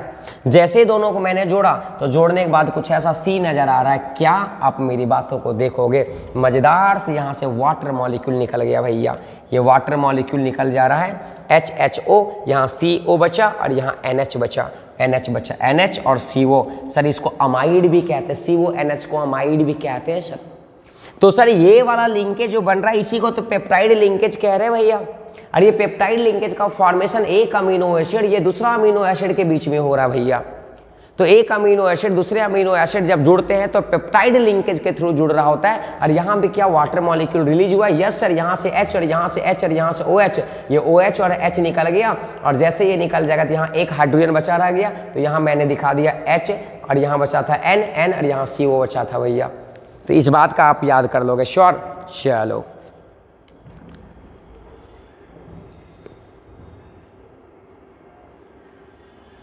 सर अगर इसका अपन बात करोगे, ये प्रोटीन को क्लासिफाइड करोगे तो क्लासिफाइड करने के लिए अपन दो तरह का प्रोटीन में क्लासिफाइड किया गया है। एक का नाम होता है fibrous, very important point of view से, वेरी इंपॉर्टेंट, काम का चीज है, काम का चीज है, काम का चीज है। फाइब्रस फाइबर लाइक स्ट्रक्चर होगा सर, है ना। सर कह रहा है क्या कि व्हेन द पॉलीपेप्टाइड, पॉलीपेप्टाइड का मतलब ढेर सारे पेप्टाइड बॉन्ड आपस में लिंकेज, यहाँ पे मैंने एक दिखाया था अभी, ऐसे ऐसे ढेर सारे जब पेप्टाइड लिंकेज आपस में प्रेजेंट होंगे, अमीनो एसिड के बीच में, एक अमीनो एसिड दो अमीनो एसिड के बीच में ये बॉन्ड पाया जाता है। जैसे सिंपली क्या समझो, आप मेरी बातों को समझो भैया। अरे भाई क्या ला रहे देखो भैया इसी से मार चलता है क्लास में ये मान के चल, ये रहा मेरा हाथ का एक अमीनो एसिड, ये रहा आपका हाथ का दूसरा अमीनो एसिड, और ये दोनों के बीच में ये जो बॉन्ड आपको दिखाई दे रहा है, इसी बॉन्ड का नाम क्या होता है, पेप्टाइड लिंकेज। और ये कब निकलता है, वाटर मॉलिक्यूल के थ्रू बनता है भाई, जब रिलीज होगा तब। ये तो एक पेप्टाइड लिंकेज हो गया। ऐसे दूसरे अमीनो एसिड दूसरे के साथ जुड़ रहे होंगे तब बन रहा होगा, ऐसे ऐसे ढेर सारे अमीनो एसिड जुड़ रहे हैं तो यहाँ पे ढेर सारे पेप्टाइड बॉन्ड का फॉर्मेशन हो रहा होगा। इसी वजह से इसको कहते हैं भाई कि ये जो है, सो ये जो है भैया ये पॉलीपेप्टाइड है। और इसमें कह रहा है क्या कि व्हेन पॉलीपेप्टाइड चेन पैरेलल, अब ये जो पॉलीपेप्टाइड चेन जो बना, अगर वो पैरेलल हैं और वो आपस में जुड़े हाइड्रोजन बॉन्ड से और डाइसल्फाइड बॉन्ड से और फाइबर लाइक स्ट्रक्चर, तो इसको अपन क्या कहते हैं, fibrous protein. Fibrous protein fibre like structure होता है, इसमें पॉलीपेप्टाइड चेन पैरेलल होते हैं और इसमें हाइड्रोजन बॉन्ड और डाइसल्फाइड बॉन्ड पाया जाता है। Such protein are generally insoluble in क्या होता है, वाटर, ये इनसॉल्युबल इन वाटर होता है भैया। एग्जाम्पल क्या, कैराटीन, कैराटीन कहाँ प्रेजेंट होता है, हेयर में, ऊल में, सिल्क में, एंड मायोसिन, मायोसिन कहाँ प्रेजेंट होता है, मसल्स में। तो आपको दो एग्जाम्पल भी याद करना है, कैराटीन हो गया, मायोसिन हो गया, ये सब प्रेजेंट होते हैं। ये इनसॉल्युबल होता है, ये फाइबर लाइक स्ट्रक्चर होता है। ये इनसॉल्युबल, इसमें पैरेलल होते हैं बॉन्ड। अपन अगला जो आता है भाई, इसके आगे का जो टॉपिक आता है वो क्या आता है आपके सामने, इसके सामने आता है आपके सामने ग्लोबुलर प्रोटीन आता है। दूसरा नंबर टाइप होता है ग्लोबुलर प्रोटीन। एक होता है फाइब्रस प्रोटीन और एक होता है ग्लोबुलर प्रोटीन होता है भैया। फाइब्रस प्रोटीन में फाइबर लाइक स्ट्रक्चर आपको नजर आता है, इसमें ग्लोबुलर में क्या होता है कि पॉलीपेप्टाइड कॉइल्ड होता है भैया, स्पेरिकल शेप। वहां पे फाइबर लाइक स्ट्रक्चर में था, फाइबर शेप में था, यहाँ पे ग्लोबुलर में कैसा भैया, है ना, ग्लोबुलर का मतलब स्पेरिकल, ग्लो ग्लो गोल गोल गोल, स्पेरिकल लाइक स्ट्रक्चर होते हैं, कॉइल लाइक स्ट्रक्चर होते हैं। These are soluble in water. वो कैसा था, इनसॉल्युबल था। तो कभी कभी सवाल आता है वेरी इंपॉर्टेंट कि ग्लोबुलर और फाइब्रस प्रोटीन में अंतर बताओ, difference between the globular and fibrous protein, है ना। तो इस बात का आपको विशेष ध्यान देना। श्योर, ये कह रहा है कि इसका example insulin and albumin are the common example of globular protein. और वहां पे क्या था, कैराटीन था, मायोसिन था। तो याद रख लोगे, पहला point parallel, second coil like structure, fibre like structure, coil like structure, insoluble, soluble, keratin, पता नहीं ये इंसुलिन, है ना, कहाँ कहाँ पाया जाता है आप देख लोगे, काम बन जाएगा। श्योर, चलो भैया। अच्छा, इसके भी टाइप होते हैं, इसका स्ट्रक्चर शेप को देखोगे तो इसको चार टाइप से तोड़ा गया है, primary structure, secondary structure, tertiary structure and quaternary structure भैया। ये ग्लोबुलर, हाँ हाँ हाँ, इसकी का बात कर रहे हैं हम, इसी का, हाँ भैया, हाँ हाँ हाँ, यही ग्लोबुलर का बात करें तो इसका शेप स्ट्रक्चर चार अलग अलग तरह से देखा गया, primary structure, secondary structure, tertiary structure and quaternary structure. बिल्कुल एनसीईआरटी में दे रखा है डायग्राम, एनसीईआरटी में विश्लेषण भी किया है, एनालाइज भी करा है, थोड़ा सा पॉइंट भी लिखा है भैया। हाँ हाँ हाँ हाँ हाँ हाँ, चलो भैया अपन आते, इसके बाद का हेडिंग है भाई डीनेचुरेशन ऑफ प्रोटीन। इसके बाद का लेक्चर आता है डीनेचुरेशन ऑफ प्रोटीन। अब ये सवाल आता है भैया, ये डीनेचुरेशन ऑफ प्रोटीन किसे कहते हैं। सर एक नंबर का सवाल यहाँ से आ सकता है, डिफाइन डीनेचुरेशन ऑफ प्रोटीन, है ना, काम का चीज है डीनेचुरेशन। डी लग गया। सर बेसिकली जो होता है ना, वो अपना प्रोटीन जो होते हैं वो नेटिव फॉर्म में होता है। नेटिव फॉर्म का मतलब 3D फॉर्म में, है ना, थ्री डायमेंशनल स्ट्रक्चर में ज़्यादा वो एक्टिव रहता है, ज़्यादा वो स्टेबल होता है, ज़्यादा वो रहते हैं। तो हम क्या करेंगे, अगर जरा सा भी पीएच वैल्यू में टेम्परेचर को, पीएच वैल्यू को बढ़ाओ घटाओ, कुछ भी चेंज करो, तो सर उसका जो स्ट्रक्चर था ना, क्वाटरनरी, टर्शियरी, सेकेंडरी, प्राइमरी, उसके स्ट्रक्चर में बदलाव आना स्टार्ट हो जाता है। तो जैसे ही मैंने when protein in native form, जब ये अपना नेटिव फॉर्म में होता है, मतलब क्या थ्री डायमेंशनल में होता है, तो it is subjected to physical change like, या जब इसको चेंज करा जाए, इसमें चेंज टेम्परेचर और chemical change like change in pH, then hydrogen bond is disturb, उसका हाइड्रोजन बॉन्ड डिस्टर्ब हो जाएगा, जिसके वजह से क्या globular unfold and helix get uncoiled and protein loses biological activity and this is called the denaturation of क्या protein. Sir when you change the temperature, when you change the pH value, then the इसका structure में बदलाव आना start हो जाता है, क्योंकि hydrogen bond जो है वो टूटना, डिस्टर्ब होना स्टार्ट, तो क्वाटरनरी, सेकंड, टर्शियरी में, टर्शियरी जो है वो सेकेंडरी में, सेकेंडरी जो है वो प्राइमरी में टूट जाता, कन्वर्ट हो जाता है भैया, है ना। और यही पूरा प्रोसेस का नाम डीनेचुरेशन ऑफ प्रोटीन होता है। एग्जाम्पल है coagulation of egg white on boiling, आप वो बॉयल किए होंगे अंडा को, तो आपने जब बॉयल किया होगा अंडा को, तो भाई बॉयल करने के बाद अंडा वही रहता है या अलग अलग रहता है? तो आप कमेंट सेक्शन में ना बॉयल अंडा का ना फिगर भेज दियो। चलो भैया देखते हैं क्या होता है। चलो अपन आते हैं, डीनेचुरेशन ऑफ प्रोटीन हो गया है ना, कोगुलेशन ऑफ ये काम का चीज़ हो गया। चलो उसके बाद लास्ट टॉपिक आता है आपके सामने, इंजाइम आता है। लास्ट टॉपिक है भैया, है ना, लास्ट सेकेंड लास्ट टॉपिक है, एक लाइन का है, ज़्यादा कुछ है नहीं। उसके बाद अपन को पढ़ लेना है, थोड़ा सा टॉपिक है न्यूक्लिक एसिड, 5 मिनट का शॉर्ट। आज थोड़ा लंबा लेक्चर हो गया ना, क्या करोगे, चैप्टर ही थोड़ा सा कॉम्प्लेक्स और लंबा है। क्या करोगे, इतनी छोटे छोटे चीज़ों से है ना आप, अरे ये छोटी बड़ी बड़ी शहरों में छोटी छोटी बातें होती रहती है सेनोरिटा। है ना, तो ये बड़े बड़े एग्जामों में छोटे छोटे चैप्टर्स आते रहते हैं, मिस्टर पता नहीं कौन जी। चलो भैया, कह रहा है इंजाइम क्या है। हमारे बॉडी में सर बहुत सारे एक्टिविटीज़ होते हैं। चला आपने फूड्स को लिया, फूड्स कॉम्प्लेक्स मटेरियल होता है, वो सिंपल में टूटता है, फिर हमारे स्टोमक में है ना पता नहीं कहाँ कहाँ जाता है, फिर एक्सक्रीटरी के थ्रू। तो सर ये अपने आप नहीं होता हमारे बॉडी में। सर ऐसा नहीं कि हमने ले लिया, निकल लिया, जा रहा अंदर से, ओहो क्या सुकून, नहीं सर। ये जो भी हमारे बॉडी में मेटाबॉलिज्म होता है, कहने का मतलब जो भी कैटाबॉलिज्म और एनाबॉलिज्म प्रोसेस होता है, तो सिंपली जनरली कैटाबॉलिज्म जब कॉम्प्लेक्स पदार्थ अपन लेते हैं तो उसको तोड़ा जाता सिंपल पदार्थ में सर। और कॉम्प्लेक्स पदार्थ से सिंपल पदार्थ में तोड़ने के लिए सर कुछ नहीं, एक बायो कैटलिस्ट का जरूरत पड़ता है। और वही बायो कैटलिस्ट का नाम क्या होता है सर, वही बायो कैटलिस्ट का नाम क्या होता है, एंजाइम होता है सर। कह रहा life is possible due to the coordination of various chemical reaction living organism. Living organism में अलग अलग तरह का हमारी बॉडी में सर रिएक्शन चल रहा होता है। An example digestion of food, absorption of appropriate molecule, ultimate production of energy. Sir ये सर प्रोसेस क्यों हो रहा होता है, क्योंकि अपने को क्या मिले, एनर्जी मिले। Sir this process involve sequence of reaction and this reactions occur in the body under very mild condition and this reaction with the help of bio catalyst called क्या, एंजाइम। सर ये अपने आप नहीं हो रखा होता है सर, ये बायो कैटलिस्ट के प्रेजेंस में होता है, जिसको अपन एंजाइम कहते हैं सर। ये एंजाइम केमिस्ट्री में भी पढ़ा होता है, ये एंजाइम बायोलॉजी में भी पढ़ना होता है सर। ये बायो कैटलिस्ट है, बायोलॉजी से रिलेटेड होते हैं ये, है ना। जैसे सर अगर माल्टोज तूने देखा, तो हमने अभी माल्टोज को ग्लूकोज में तोड़ा था, माल्टोज को 2 मोल ग्लूकोज प्लस ग्लूकोज में तोड़ने का काम किया था। तो सर ये अपने आप नहीं हो रहा है सर, यहाँ पे एक एग्जाम्पल है, एक एंजाइम है जिसका नाम है माल्टेज। और यही माल्टेज जो है वो माल्टोज को किस में कन्वर्ट कर रहा है ना, ग्लूकोज में कन्वर्ट करने का काम कर रहा है सर। ये एंजाइम अगर ना रहता माल्टेज, तो सर ये माल्टोज से ग्लूकोज में कन्वर्ट नहीं हो पाता सर, है ना, वही कह रहा है सर। चलो अपन आते हैं विटामिन्स। अब हमारा विटामिन्स के बारे में थोड़ा सा देख लेते हैं सर। आपको भी पता है विटामिन्स क्या होता है या विटामिन्स क्या होते हैं, कौन नहीं जानता भैया? कौन नहीं जानता विटामिन्स और विटामिन्स क्या होता है? चलो कह रहा है क्या, organic compound required in diet in a small amount to perform. Vitamins अगर बॉडी को ना मिलेगा तो क्या हमारा बॉडी बढ़िया फंक्शन कर पाएगा, कोई भी एक्टिविटी कर पाएगा? इसी वजह से कहते हैं भाई विटामिन लिया कर, डाइट लिया कर, बढ़िया विटामिन्स मिलेगा, ड्राई फ्रूट्स लिया कर, जूस पिया कर, पता नहीं।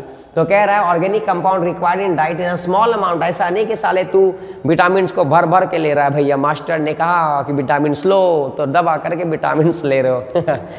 है ना। तो specific function of the body to maintain the optimum growth and the health of the organism, वही कह रहा है।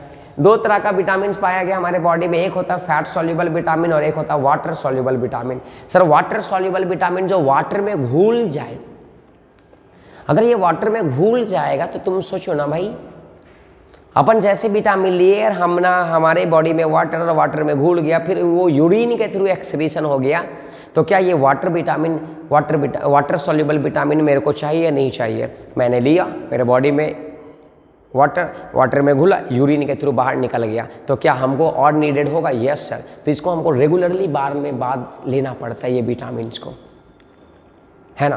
कह रहा है क्या कि क्या कह रहा है कि those group vitamin and vitamin, अच्छा ये कह रहा है कि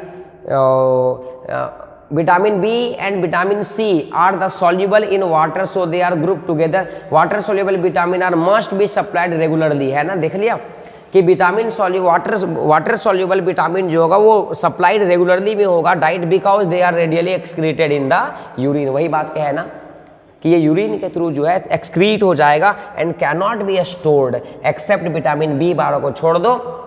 ये विटामिन B12 जो है वो वाटर सॉल्युबल है, लेकिन ये हमारी बॉडी में स्टोर हो जाता है। लेकिन जो भी विटामिन वाटर सॉल्युबल विटामिन है उसको आप लोगे तो एक्सक्रीशन यूरिन के थ्रू निकल जाएगा, तो फिर लेना पड़ेगा, रेगुलर वे में लेना पड़ेगा। लो, और एक होता है fat soluble vitamin which are soluble in fat and oil but insoluble in water. ऐसा विटामिन जो वाटर में इनसॉल्युबल होता है भैया, घुलता नहीं है। And kept this group they are the vitamin A, vitamin D, vitamin E, vitamin K are the stored in liver and adipose. अब ये धीरे धीरे जो है लीवर और एडिपोज में जमा। तो सिंपली कहने का मतलब मेन बात क्या है, एक होता है फैट, एक होता है वाटर। फैट सॉल्युबल विटामिन वो होता है जो वाटर में घुलता नहीं है, वाटर सॉल्युबल विटामिन वो होता है जो वाटर में घुल जाता है। ये फैट में, ये एडिपोज टिश्यू और लीवर में जमा हो जाता है, ये यूरिन के थ्रू निकल जाता है।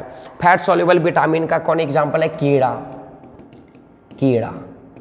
बस जितना विटामिन है उसमें से मात्र कीड़ा आप याद कर लोगे, है ना, तो फैट सॉल्युबल, बाकी जो बच गया वो सब का सब वाटर सॉल्युबल। विटामिन के, vitamin A, vitamin D, vitamin A. कीड़ा तुमसे मिलने का, कीड़ा अंदर है, वही वाला भैया।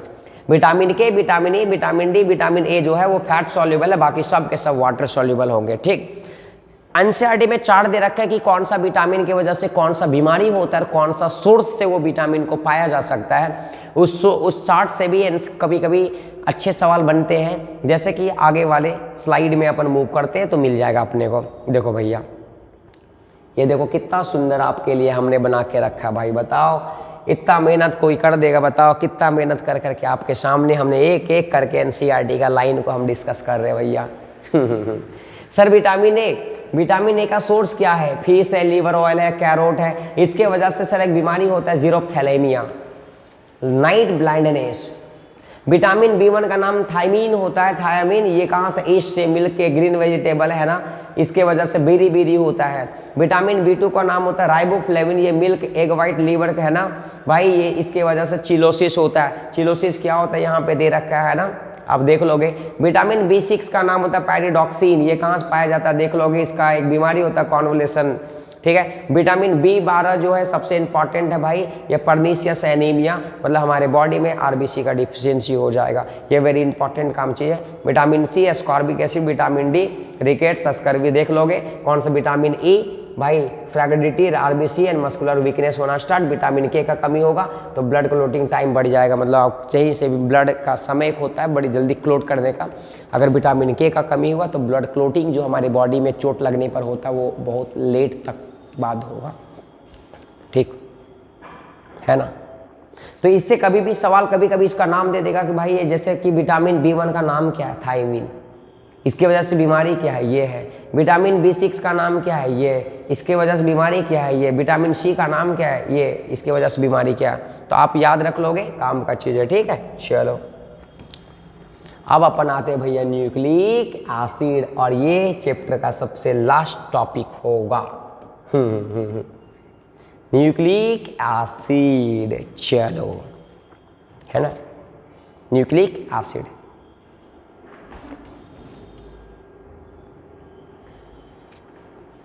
हाँ, बाप रे बाप। न्यूक्लिक एसिड, चलो न्यूक्लिक एसिड के बारे में कह रहा था, particle in nucleus of the cell responsible for the heredity. आपको भी पता है ना कि हमारे बॉडी में न्यूक्लियस पाया जाता है, और वो न्यूक्लियस में एक चीज पाया जाता है जिसको एक पार्टिकल जिसको क्रोमोजोम कहते हैं, और वो क्रोमोजोम एक स्पेशल टाइप ऑफ प्रोटीन से मिलकर बना होता है, एक अनदर टाइप ऑफ बायोमोलिक्यूल जिसको अपन क्या कहते हैं, न्यूक्लिक एसिड। सर हेरिडिटी होता है, हमारे माँ बाप के लक्षण सिम्टम हमारे बच्चों में आते हैं, मतलब हमारे में आएंगे, हमारे उनके जनरेशन बाय जनरेशन जो है वो जाता रहता है, इस प्रोसेस को हेरिडिटी कहते हैं।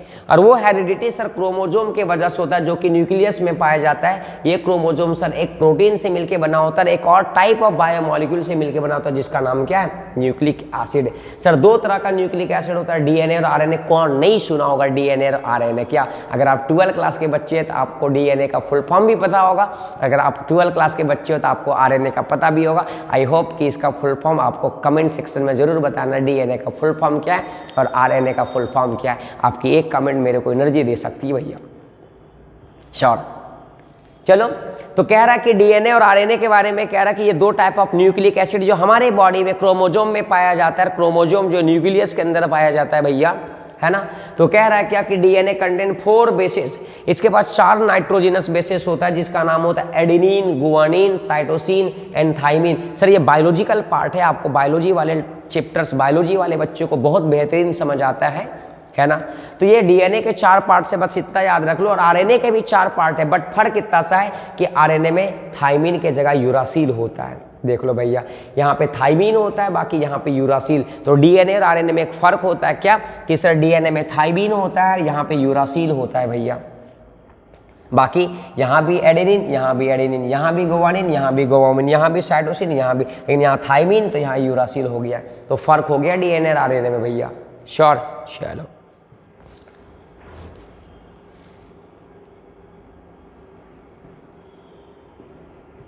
चलो, है ना।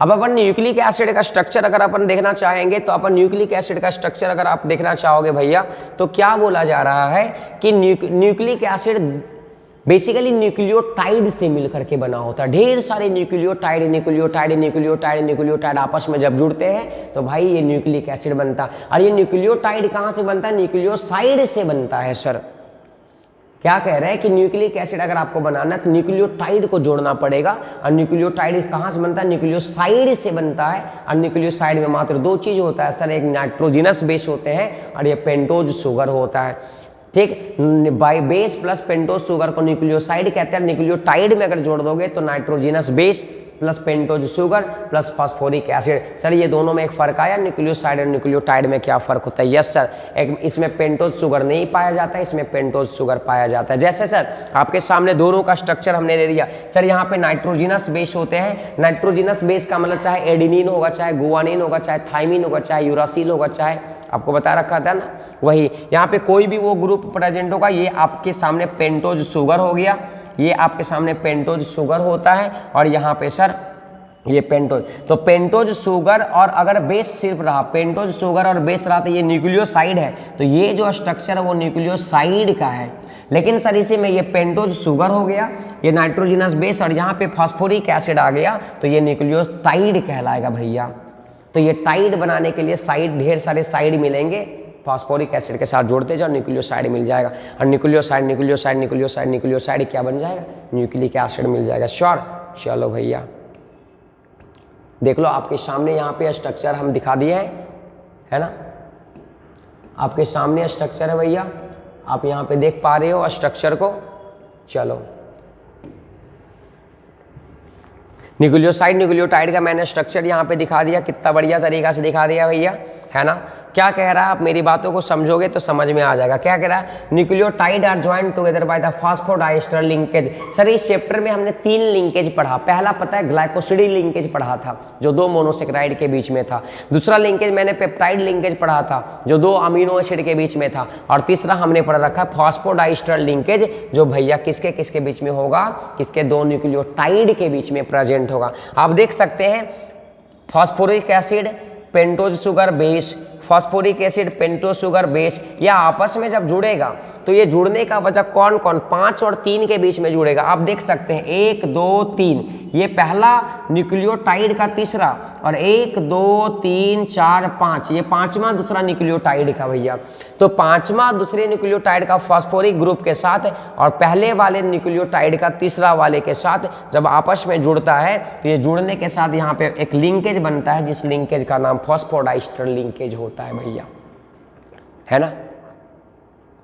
तो कभी कभी क्या है कि 5 3 कार्बन पे याद रख लोगे, ये 1 2 3 और 1 2 3 4 5वां नंबर पे दोनों के बीच में जो लिंकेज बन रहा है वो फॉस्फोडाइस्टर लिंकेज होता है। श्योर, इसको आप देख लोगे स्ट्रक्चर।